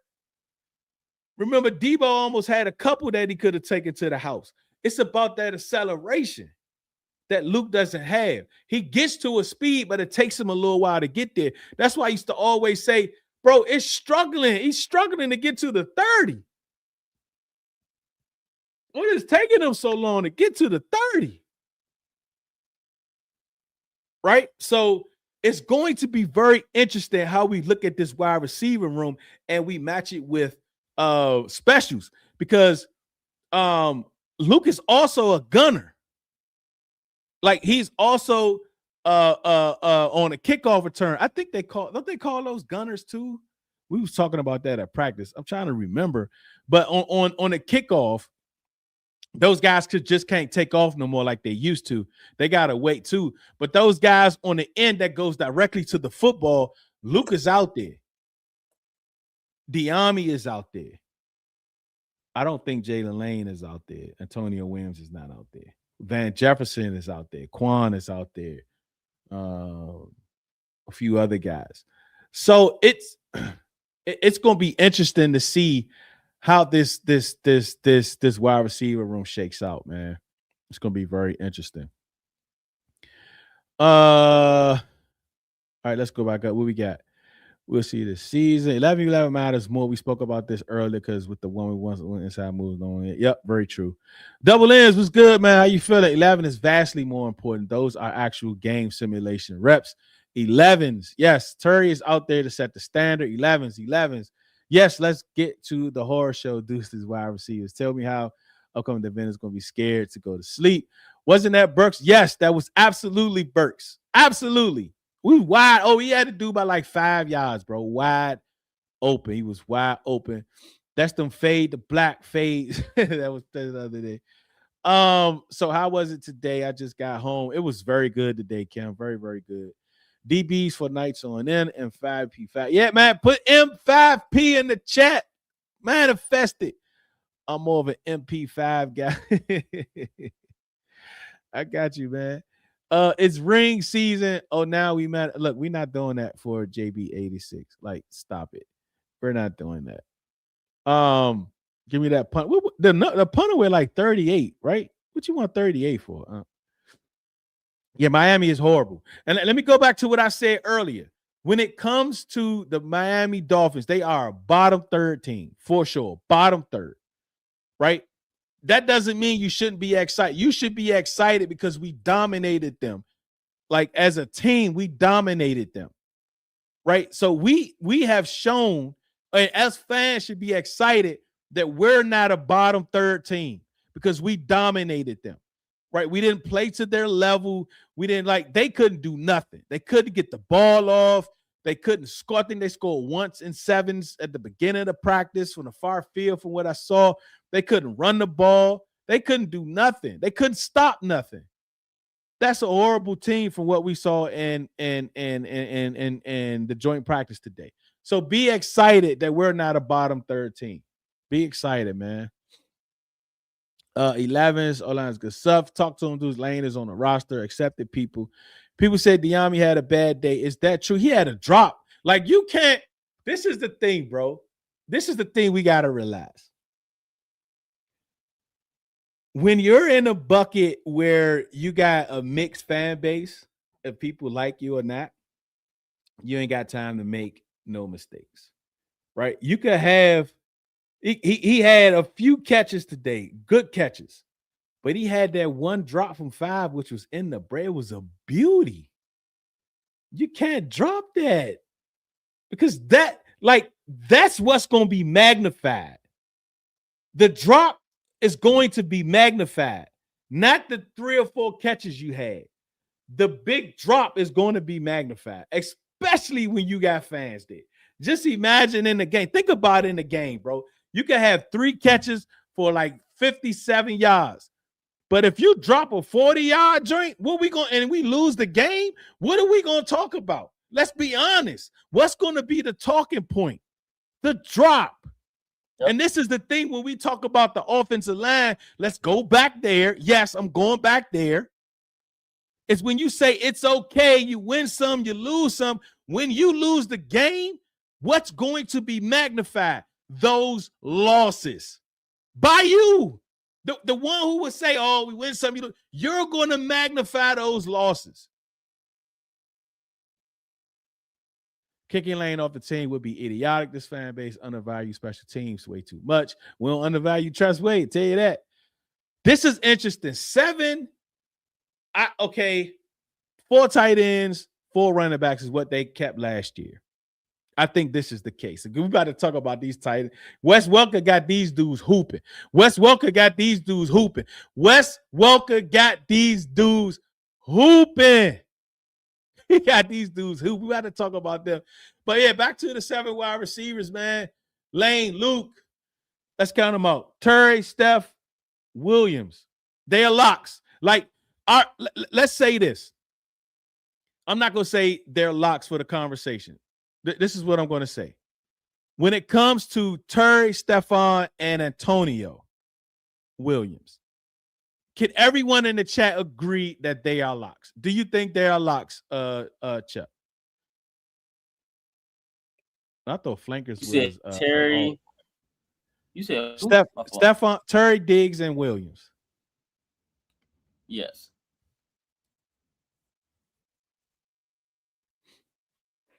I agree, Diggs, bro. Right. Let's just stop. We're going to stop right there. Let's try to find some common ground in the chat. Hey, that PFF 30-second rank, like that was insane. Thanks, Dog Tide. I'm gonna get to it. Remind me again. From what you saw, what was your biggest surprise or wow moment that you saw, and what was your biggest man, I'm concerned. So the man concern is the center position still, right? We had a couple high snaps. We had a couple fumble snaps between guard and center. It wasn't clean. I think Mariota tripped up one time. So that's still my biggest concern. My biggest surprise was probably Bap. I'm giving him a nickname, Baptiste. I'm calling him Bap, B-A-P. I'm calling him Bap. Bap was out that joint hooping. Like the time that I was looking over there, he had like back-to-back plays where he got like a sack. He was over there hooping today. Him and Joseph were hooping. Needless to say, we ain't got to talk about the other dudes because we know they was dominating. But them 2 dudes stood out for sure. If you want to talk about a couple of wild moments and surprises, those are some surprises for me. Wild moment, Mikey. It's not Michael today, y'all. It's Mikey.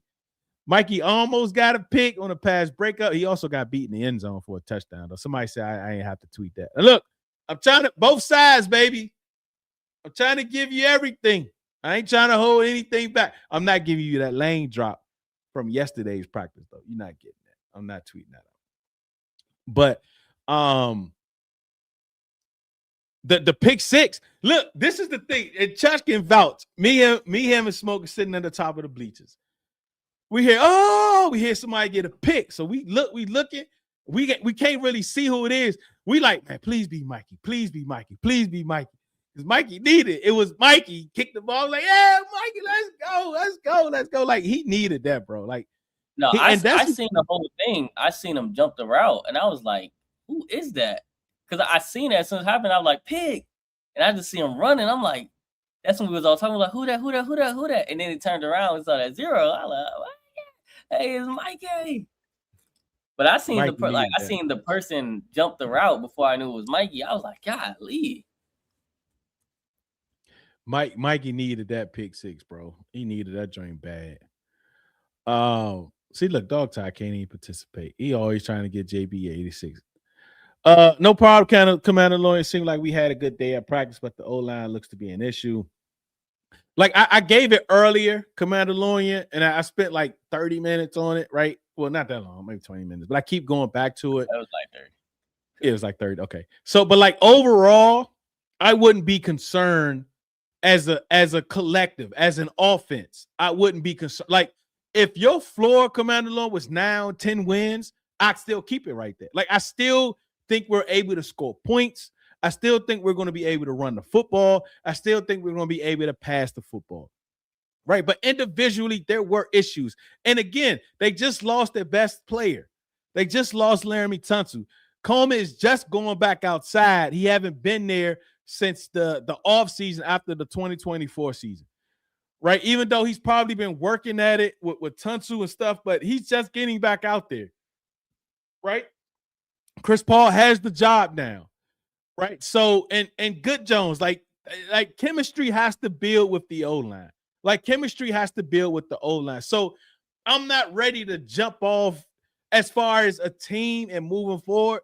Like I'm not crashing out about the offensive line. I'm just not, right? But specifically about today and individually, there were losses, and you want these players to get better. Like they have to get better. Because when you plan a team like this that's a bottom third roster, the bottom third guys you're going to get, you should dominate on all levels. Even though we dominated as a team, we dominated them. When you start breaking in and chopping it down, there were some places that we did not dominate it where we should have dominated. Right? That's where I'm at with the offensive line. Yeah, I don't know. He was in street clothes. He was in street clothes today. I don't know why. Like he was in street clothes, so I don't know what's going on. I don't know what's going on with that. Tommy, 17, 18, 11, 14, 6. Like people can't even, like we say 3 players. Look, we can't even do the 3-player thing. All right, give me y'all 6 or 7. Like just give me y'all. No, follow direction. Nope, I ain't tweet that joke. Nope. 7 wide receivers will be 6 soon anyways, because Burks probably would get. Oh God, come on, media. Come on, media. Friend was good. Yes, they are locks. This could be the most explosive Austin we had in a while. I absolutely agree. Because I ain't even talk about the tight buttons. Appreciate you. Thanks. Appreciate you. That helps out with half of my milkshake today, and I absolutely appreciate it because I had a winning milkshake. Bro. It's like, I appreciate that, Buttons, man. Real talk, man. I appreciate all y'all support, man. Like, it's not about also monetary, man. It's about liking, just hitting that like button, just continuing to comment, share, get the algorithm working for me, put it in your group chats, all of that good stuff. If you're not yet subscribed, please subscribe to the channel, man. Like, stick around, hang around with me for a little bit. Does Owe beat out Owens beat out? This is interesting. And I'm going to talk about this because Button put the Bucks up. When it comes to Tyler Owens, and we've been talking about this, is that we often talk about players, and he is one of them where we say, hey, look, man, you should be trying them at here. You should try them at there. And for some reason, this dude right here, he never did it, right? This dude that used to be like this all the time, like for some reason, he just wouldn't do it. But what I'm seeing now from Tyler Owens is that he's playing everywhere. Like Durante, if Tyler Owens doesn't make this team, it's going to be because of Tyler Owens. It's going to be because of Tyler. And he looks the part. He looks every bit of the part. And if you've seen enough from Quan, if it comes down to either him or Quan, I think I'm choosing Tyler Owens because I've seen Quan. Right, he's going into his 4th year. Like, I've seen enough of Quan. I've seen enough of Jaja, to be honest, right? I want to see what Owens can do. But they have Owens around the line of scrimmage. I think Smokey saw him blitz today, but he kind of over pursued the blitz. He kind of ran right past the guy, but because the defense was so locked in, they still was able to get the stop.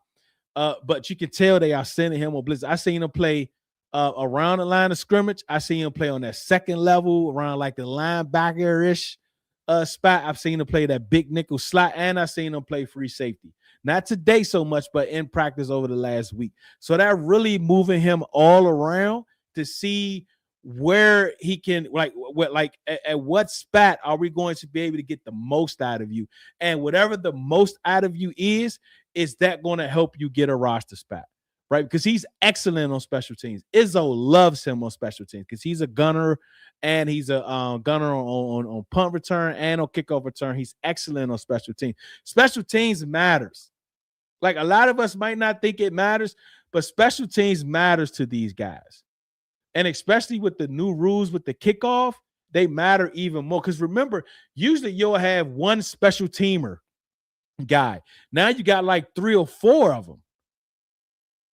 Right? So like it's going to be at least 3 or 4 guys that makes the team special team first and then position group second. Right? But like people like Percy Butler, he's probably going to make this team on special teams alone because he's so elite at it. And I know some of y'all ain't trying to hear that, right? It's true. It's true. Ain't nobody giving up no picks. Yeah, Durante told him, man, like, think takeaways.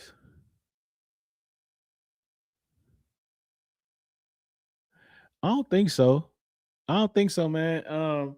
It just depends. I think Jayden Bradley, I think it's really going to depend what we see from him and against the Lions. How much is he going to play with Jayden against the Lions, or even Mariota with against the Lions? That's what it's going to depend with him. And if he doesn't show up, not really like show up in a sense where like if he doesn't pop, not in a negative way, not like I'm saying like if he doesn't pop in a sense where it's like oh like the whole league is looking, I think he's a guy that's probably going to clear waivers and make the practice squad. Right? It just depends. Like I wouldn't be surprised if he make this team for sure.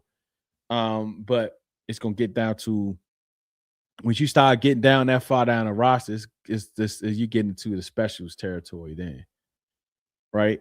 But he's absolutely a guy that's borderline. That if he does clear waivers and we able to bring him on a practice squad, he's a guy that I'll protect for sure. I'll absolutely protect him.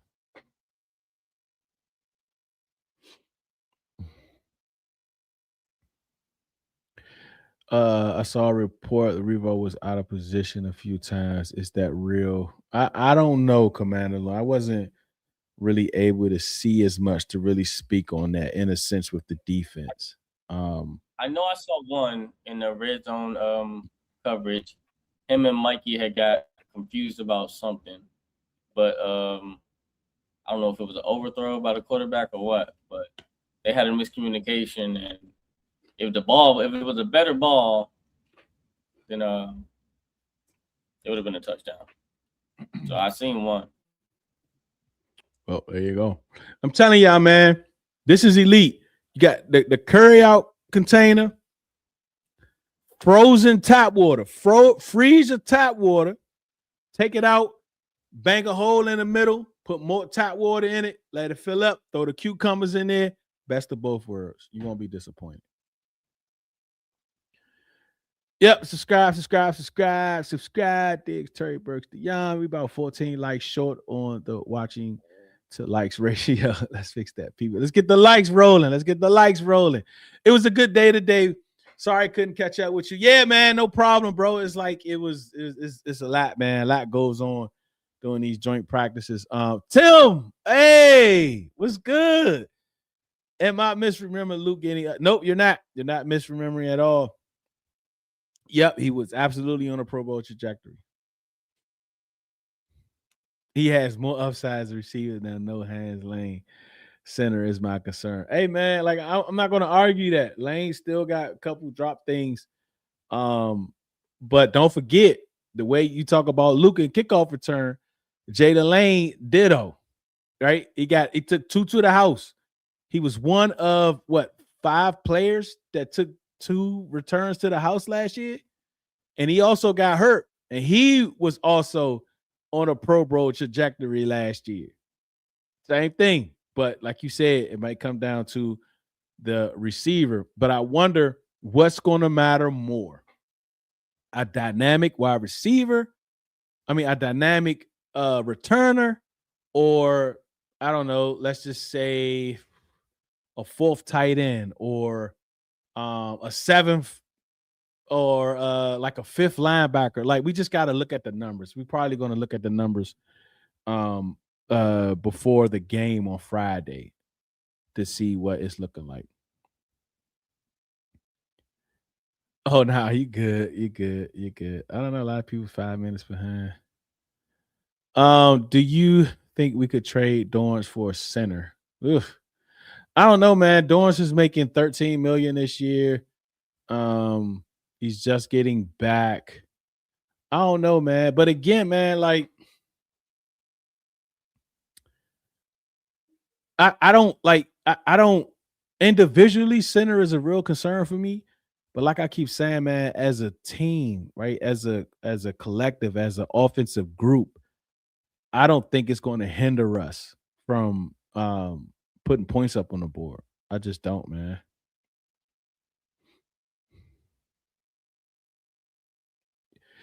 Yeah. Like these are absolutely the remember we talk about the plus 34s. You got 34 players, right? You got your 22 starters on offensive defense, and you got those other 12 to 14 players that also get starter reps. Everybody else is fighting to be a depth player. I agree, man. Like I don't want to keep. This is the thing, man. Like we ask, man. We long to be able to have a roster like this, bro. We long for it. We long for it. Let's just let this season play out. Like if we get to week 7 or 8 and everybody is healthy and we 2-3 games below 500 and it ain't looking like we making a playoff run, then all right, I'll get into those conversations. People might, especially those guys that's on like 1-year deals. No, I didn't see no look passes today. Yeah, he still be working on like doing practice. He might do it every now and then. Hell, shocker. My things are specialists are wide receiver 4 through 6. So keeping JB isn't out. No, it's not. It's not. It's not at all. But I'm just trying to see like what specials is he on? Is he on specials? I'm trying to think, man. I haven't seen him out there at all. Because when I do my notables, I don't think he's a notable special teamer, so I probably don't even pay no attention to it if he is. But practice squad. So I mean, we'll see Friday. Well, not even really Friday, because a lot of guys not like the Lukes and Revo and all those dudes probably not even. I tell you who I haven't seen on special teams, Jeremy Reeves. I have not seen him on special teams. So you could take that wherever you want to take that. I have not seen him on special teams. I've seen Will Harris a lot. Like he's the up back on the punt now. That used to be Revo for years, even last year. I don't see Revo at all. Like, take that for wherever you want. Take that however you want to take it. I wonder how Trust feel about that. I mean, shoot, his man getting more playing time on defense. Like, he probably like it. Yeah, that's true. Yeah, we talked about this earlier, Vito. We talked about it for like 30 minutes, bro. Like, if you go back and check it out. But the short is he has to get better and he has to do better carnally. Right. And that's more so like he did win some, but he lost too many. And I think that's the conversation we was having earlier. He won some, but he lost too many. Right. Especially with the short amount of reps that he had against him. He lost too many. He said, man invented ice water. What's up, Tommy? I don't like this, the Tyler Biadasz thing, bro. I'm still confused. Like they had to, like, Linderbaum camp had to reach out and tell them, you know what, y'all, top team on the list. He's going to come there. He's going to rock with y'all. Like they had to say something like that. They had to, because I can't think of no other reason why they would just let Biadasz go like that, unless it was something personal. Because I think Biadasz is from the West Coast. So maybe he had family over there. Like, I don't know, bro. I just don't know, man. I don't want to hear about last year. We came a long way from, oh man, tell me about buttons. Nope. All right, so I have a theory. I'm going to come back to this. Luke and Lang are two valuable special teams. So I'm confused with the struggling to get to the 30. I don't need him to be Lane. I'll take starting near midfield. But you want somebody that can take it to the house, though, right, Tim? Like, let me ask you this. You got two guys. You got one guy that can only get you to the 30. And you got another guy, or the 40. Let's say the 40 is give Luke his due. And you got another guy who can also get you to that same 40, but also take it to the house. Which one you want? Which one you want? Just giving you a hard time, bro. You know how I feel about Lane. Allegretti plays. We are good enough. It does, like, I don't know, gut. Like, and I'm surprised you saying this because you're really hard on the team, bro. Like, I'm surprised you saying this because think about this. We have a center competition without an actually starting caliber center. You heard what I said? We have a starting center competition without a quality starting center. We got Allegretti, who's a backup guard. He's a guard first and then a center. It's not like he's been playing center. He's a guard center. And then you got Good Jones, who's a practice squad player. So you have a practice squad player and a backup guard center that's competing to be a starting center. Man, bro, when Allegretti comes back, like, it's the same for me. Nothing changes. However I feel about the center position now is how I'm going to feel like it when he gets back. He is only being gauged as or talked about, oh, can't wait to get Allegretti because he's the starting center. He can start. He could come. It's still a competition. He could come back and lose the competition to Good Jones. Offensive line still a work in progress, but it's good enough for us to make. I agree. Collectively, I agree.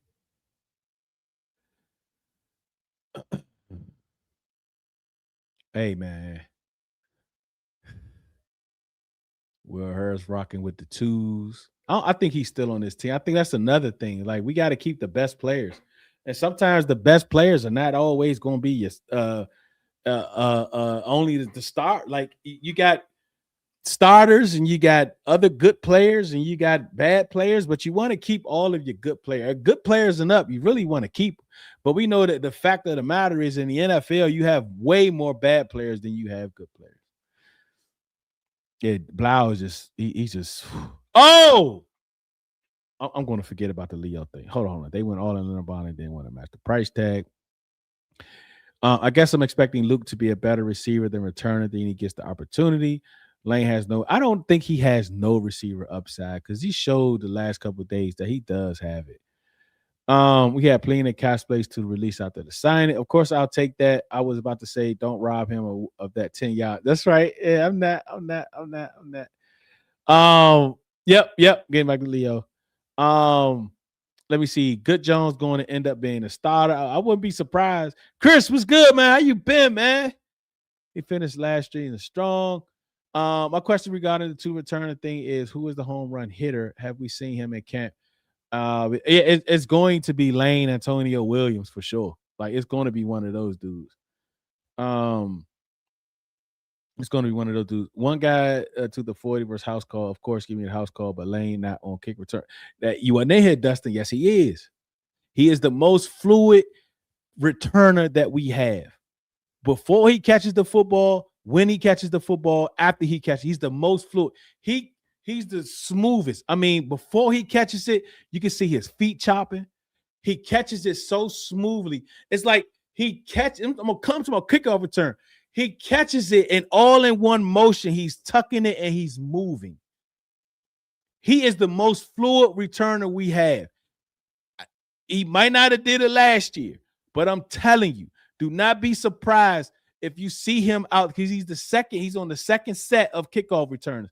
Do not be surprised if you see him out there. If Luke doesn't play, if you see him out there on kickoff return. If you see Jayden Lane on kickoff return at any point Friday, oh, it's up. It's up. It's up. Nick did finish the season strong. I got to go back and look at this Nick finished the season strong stuff. And was better at run block with Tyler being here. I got to go back and watch it. Like, maybe I'm missing something. I'm gonna go back and watch some clips. Like, what game specifically y'all saying that he looked good? Like, which game? I'm gonna go back and look. No. Luke ain't lose his return. No, Luke is still up first with the first team kickoff return. Like Luke, he ain't lose nothing. Although Mikey had that interception return, he still looks shaky. He did. Like he got beat. But this is who he is, bro. Like do you want a guy that can flip the field? Because I think he's looking really sub packagey right now. Like he's only going to be out there in sub packages, which is probably going to benefit him more. But he absolutely going to flip the field. And Durante loves players who can flip the field. Mikey is on this team, bro. He's Mikey today because he got a pick 6. He might be Michael tomorrow. We'll see. Oh, Bap had a day.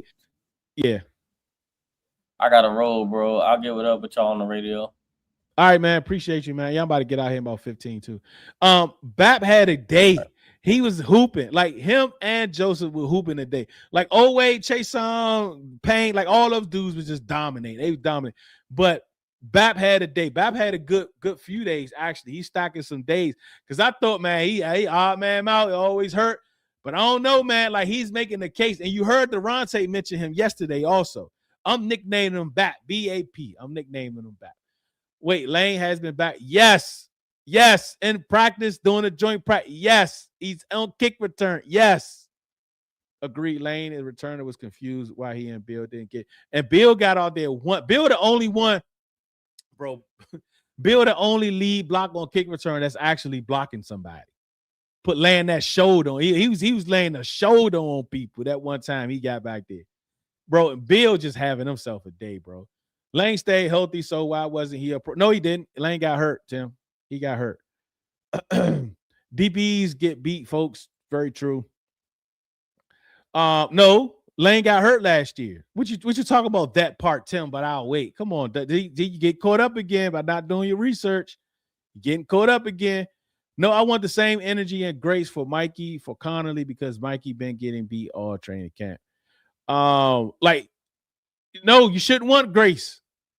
You shouldn't want grace for Mikey. You shouldn't want grace for Connolly.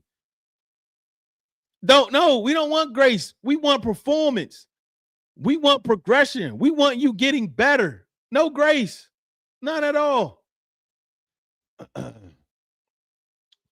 Gene the Baptist. So a Seneca center tight end. Yeah, he's still a tight end, H-back. All those guys kind of do the same thing. All of them. Pre-snap motion.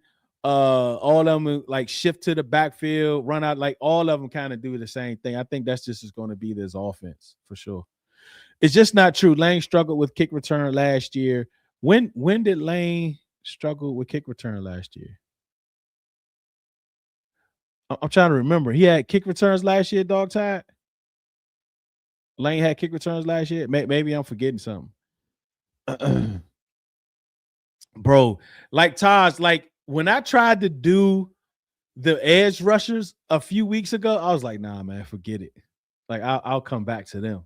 It's gonna be tough, man. It's gonna be so tough. I thought he stayed healthy. Don't skip that 3-yard line part. No, I'm not. When you lie to me, I'm not going no further than lie.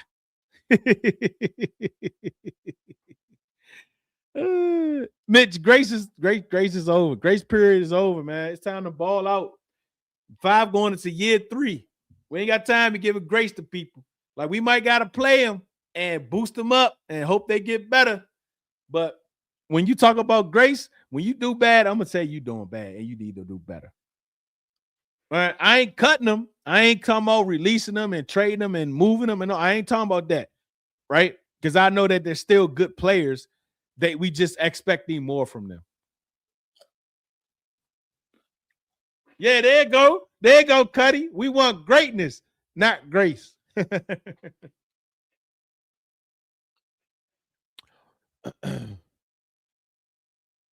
Nah, y'all keep telling me to read the rest.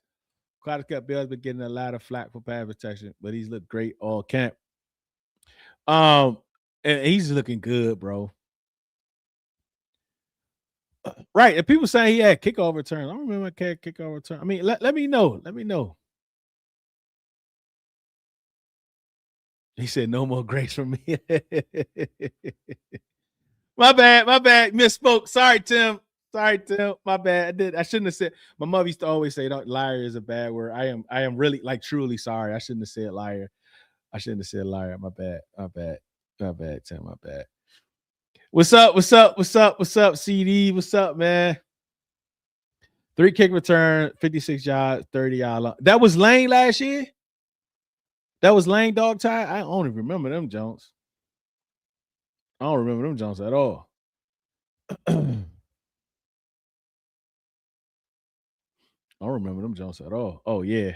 Okay. So can I get Lane has to do better? Lane has to do better. Like, bro, like come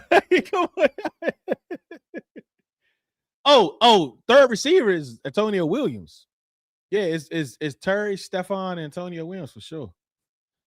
For sure. He took 2 punt returns to the crib.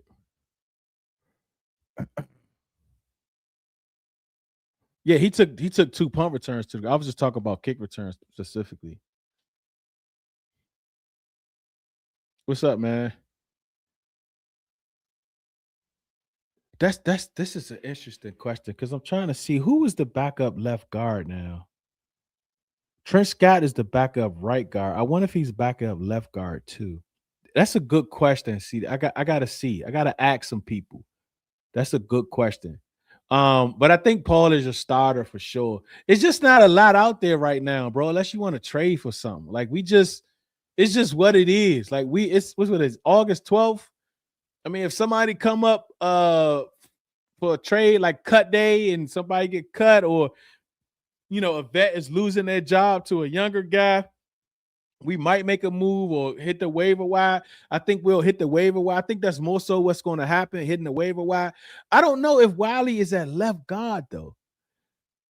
Yeah, maybe, yeah. But Wiley is the backup left tackle because remember, Coleman was only at left guard. Wiley has always been the backup left tackle this through mini camp and through camp. Like the second team comes out, it's always Wiley at left tackle, Trent Scott at right guard. I'm trying to think, but before it was like Coleman and Paul, but I'm trying to see who's coming in behind Paul now. All right, Tim, appreciate you. All right. Let me get there. Let me see. Allegrady back to left guard. We need a center. Like, I don't know, man. I hate to mention Jags, but Trey Hill. I don't really remember too much of him. I think it was today. It was just Good Jones and Gublin today. Didn't they just sign a Jag? Yep, from the Bengals. KC game with Seattle game. I don't know when Luke went down though. It probably was around that time. All right, who should out today that you didn't expect to stand out? Like I said, Bap, he did a heck of a job today. He's been stacking days. He did really well. Who else? Van Jefferson, right? He had some quiet days at camp, but he stood out for sure today. Burks just had another day, man. He had another day. If he can stay on the field, I think Jalen has a great connection with him. And like Jayden Bradley, like he got some reps with a lot of guys ain't get reps today. But he absolutely did. It's kind of hard on the defensive side, but I did. That's because I specifically was watching over there when the offense was going. They was like stop, and I was looking over there, and Bap had back-to-back plays. You saw Joshua had some stops. Johnny Newton was Johnny Newton was on the levels with Payne and Kinlaw and Owe and them boy. He was just destroying stuff. I said, get like back-to-back sacks or whatever. So all that was good. All right, Leo. Let's talk about Leo. Let me ask y'all this. Let me ask y'all this, man. Now he's not bad, but he has a lot of work. Man. Gublin was okay, but he still need a lot of work. He threw one over, or he like at least 3 this week and today. He got one. He threw one like over their head or whatever. He hiked one over their head. Remember I told you my airtime. Yeah, man. Baptiste, Indiana Bears. Oh, did they confirm it's going to be the Indiana Bears? If you don't ball out, they not giving out participation. All right. This is my thought. Leo is on the second team. Him and McGee is on the second team. That's just what it is. It's Louvu and it's Sonny Styles.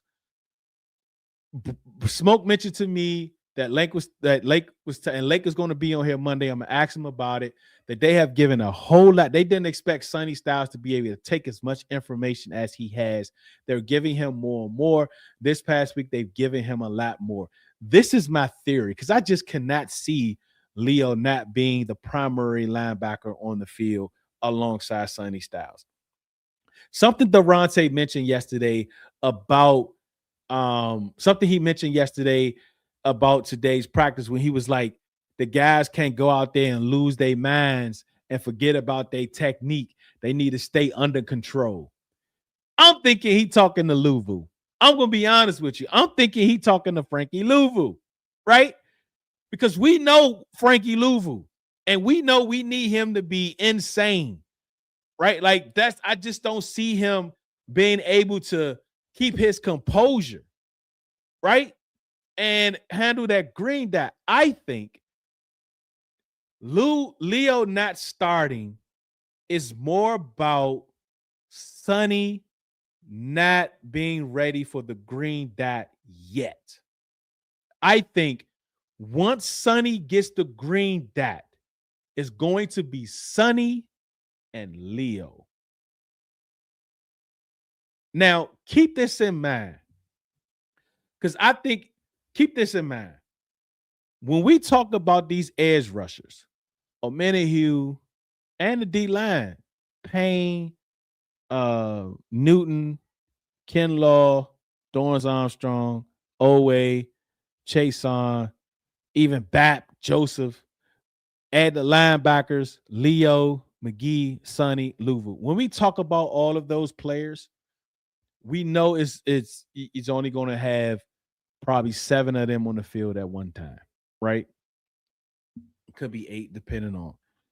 I think we can't really look at these guys as if who start. The only person that matters the most is who has the green dot. Whoever has the green dot, just like Dan said, whoever has the green dot is the guy that's on the field the majority of the packages. That's Sonny Styles. Because I had a flashback yesterday because Louvu got beat on a crosser by Yankov. He's just chasing behind him like Bobby. Right? Sonny is the guy that needs to be on the field the majority of the time with the linebackers, because he can do everything. He can do everything. The person next to him should be Leo, because Leo can do way more than what Louvu can do. But I think all of those, 3 of those guys is going to get a high percentage of snaps every game, every single game. So it's not going to matter about who starts and who doesn't when it comes to opposite the green dot, because I think Sonny's going to walk into Philadelphia with the green dot. I really do. That's just what I'm hearing. I think he's walking into Philadelphia with the green dot, right? Because he's the guy that's going to be out there for all packages. But I think if it's going to be based on the offense we're playing and the packages we're putting out on the field, about how much burn all 3 linebackers. Because I think against Philly, we might see a lot of 4-3 when it's all 3 of them on the field, right? Against Dallas, it's going to be more so just 2 of them on the field. But it's all going to be about the snap percent. And that's the same thing for the edge rushers in the D-line. Right now, I don't think they're playing to see who's going to start. I think they're playing and competing to show them what they can do, why they deserve to be out there on X sub package. That's what I think those guys is competing for, because all of those guys is going to play a lot of snaps for sure. Johnny on the ground where they playing. Is it too early to have to the re-sign or prepare for Tunsil's replacement convo? Nah. You got to remember, Teddy, like elite left tackles play way elite levels into their 30s. Think of all the elite tackles over the last 3 decades. They've all played plus 35. Look at Trent. Trent like 38, I think. Right? Like they all played plus years in the league. Like he's elite. He's in his prime right now. Oh, the sub package is gonna be insane, bro. Oh, they had like Spoke was talking that they had like a 2-4 look, 2-4-5 look. Like it was beautiful, man. Yeah, we running multiples. Just get like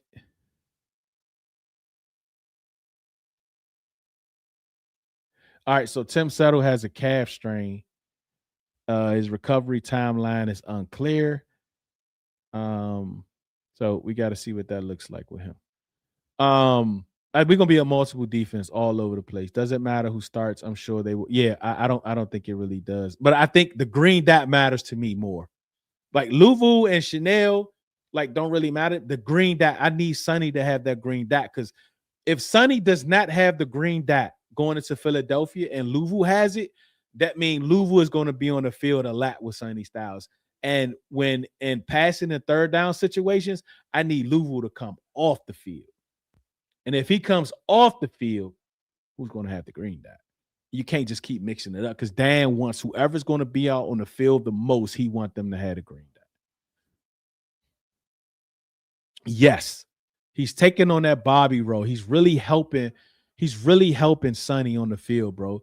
Like he's really helping Sonny put people in places, getting them acclimated with like he's really a big part of that. Louvu is for sure. Yep, the size matter. Yeah, but Leo Chanel can blitz too. Like he's great at that too. He's great at that too. All right, I think we about to get up out of here, man. Nah, I don't trust him at all. He's too he's see ball, get ball, and like somebody make him mad, he's gonna keep jumping over the line. We know who Louvu. We know the real Louvu, bro. It's been Jeremy Reeves. Jeremy Reeves is your starting free safety right now. It's Jeremy Reeves, bro. He's your starting. However you want to take that, Jeremy Reeves is your starting free safety. All right. The tight ends. Yeah, I got about 5 more minutes, y'all. The tight ends is cooking. Like the Wes Welker is cooking. He's hooping with these tight ends, bro. All of them. They creating separation like crazy. All of them. Chig, Sennett, Yankoff, Cager, all those dudes is creating mad separation. And I'm just watching them, and they ain't even even when they don't get the football, they creating separation. Even the dude number 40, I don't even know who that is. Even him, he was creating some separation, but he got a bad drop though. But he got a couple catches too. These tight ends are hoop. I just don't see us. We keeping 4 tight ends, man. This cut down, this is going, and they only got like 48 hours to get to 53 players, bro.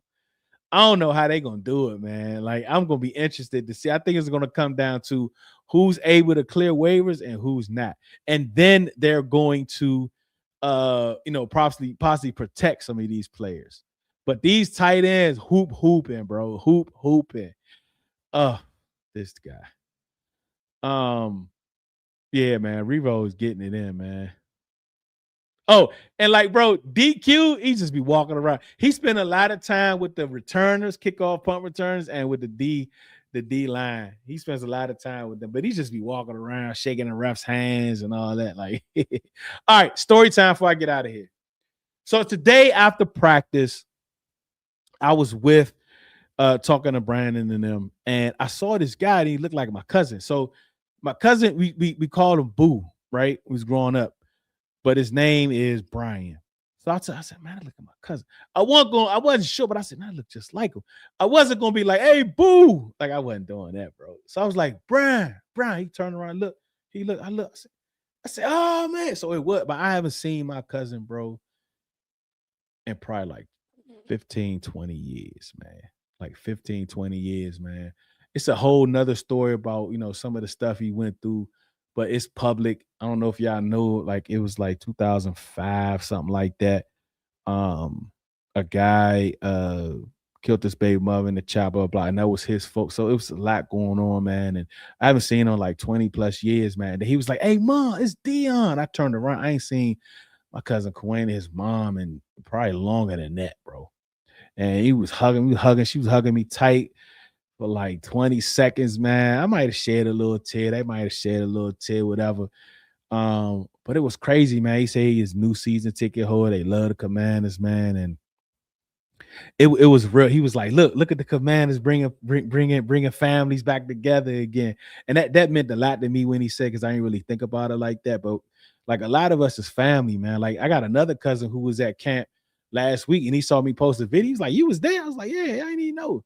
But like, you just don't know. Like football matters so much, man. Like football matters so much, and we know it's just a sport, but it's a lot of blood, sweat, and tears into this sport, and it brings families together. It creates bonds. It creates relationships.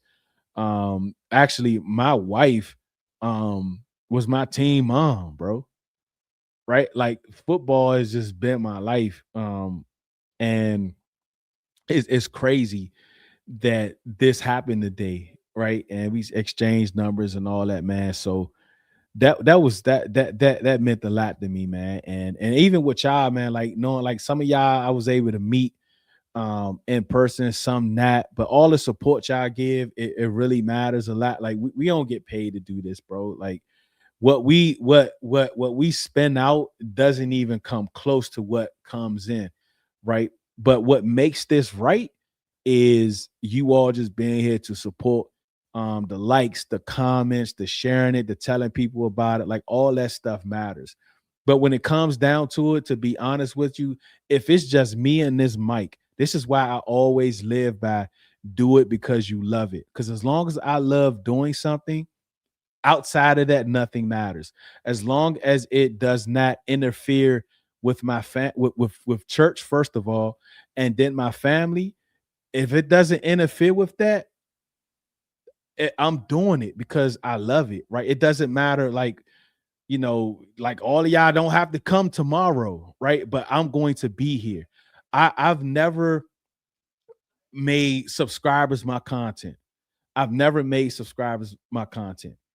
Like my content is me being happy about being able to do something. So y'all being here every day for the most part, support me in whatever way, the What You Mean videos, the trial videos, like all that stuff. Like those are cherries on top. That encourages me. Like that helps me to continue to love it. Right? Like that helps me to continue to, gives me reason to love it, give me reasons to want to continue to give back. Because I don't know if you saw the stream yesterday. If you stick at the stream yesterday at the 57-minute, it was a young kid who put up like what he wanted from the Commanders, and we did that, and we sending him a whole lot of stuff for that, a lot of like some merchandise. We're giving him some giveaways and stuff like that, because he's like 8 years old, and that was big for him. Like he think like he on TV. He say the most famous 8-year-old Commanders fan. Like all of those things is what's matter. But when it comes down to it, man, it's about me loving to do this, loving to get up and do these videos and all that, man. So I just say all that to say thank you all. Like truly thank you all, man, for just being here, for just supporting, the likes, the comments, those things that I don't really understand, the jewels, like doing those things, and the super chats, the joining the RITL community, like all that stuff. I appreciate it, right? I really do. But just understand that that's not my content. Right? Like I'm giving you my authentic self because I love doing this, not because of what you all do for me. And I think that gives you better content because of that. Right? Because as long as I continue to love doing this, like you all continue to be here, and we're going to do great things, man. And that those great things could just be sitting right here for the next X amount of years, as long as I continue love doing it and sitting right here. But subscribers, Lord willing, subscribers would never be my content. I like having more subscribers. I like doing all that, but it will never be my content. That's not why I'm here. This is why a lot of times, and I'm gonna be honest with you all real quick. I've turned down sponsors for like betting, right? Because it goes against what I believe. And that's saying y'all can't do it. Like, shout out to y'all that do it. Like, that's not why I'm here. I'm just here to let you know that when I say I do it because I love it, that's exactly what it is. right? Like if something comes along and they want to sponsor me, like I don't know, like a curry out. Like a curry out want to sponsor me, keep putting this cup up. Yeah, I'd love to do that. But you all know it's a lot of betting things that's willing to put money into stuff like this for subscribers and stuff. But I've turned it down because that's just not what I want to be, and that's going to go against why I'm doing this. So I refuse to do that. Right, right now, Lord willing, I will continue to refuse to do that. But not saying I don't want to get no sponsors. I have had a couple lined up, like the one of the ones we had last year. I think is going to come back.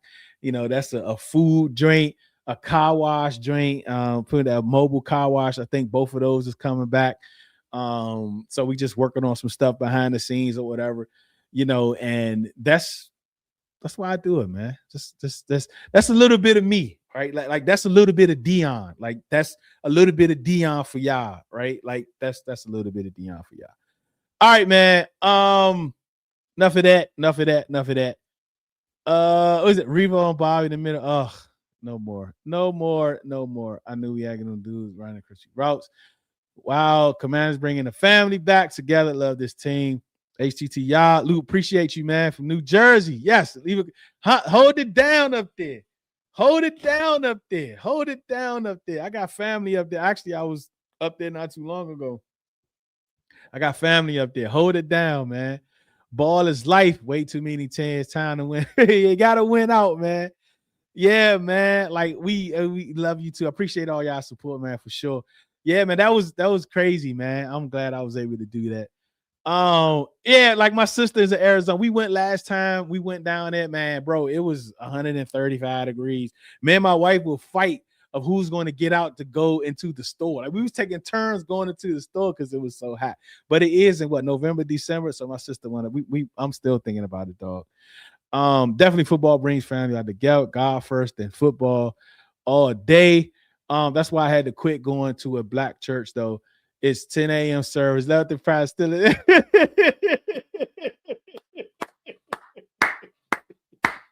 Listen, I'm not here to judge. I'm not mad at you.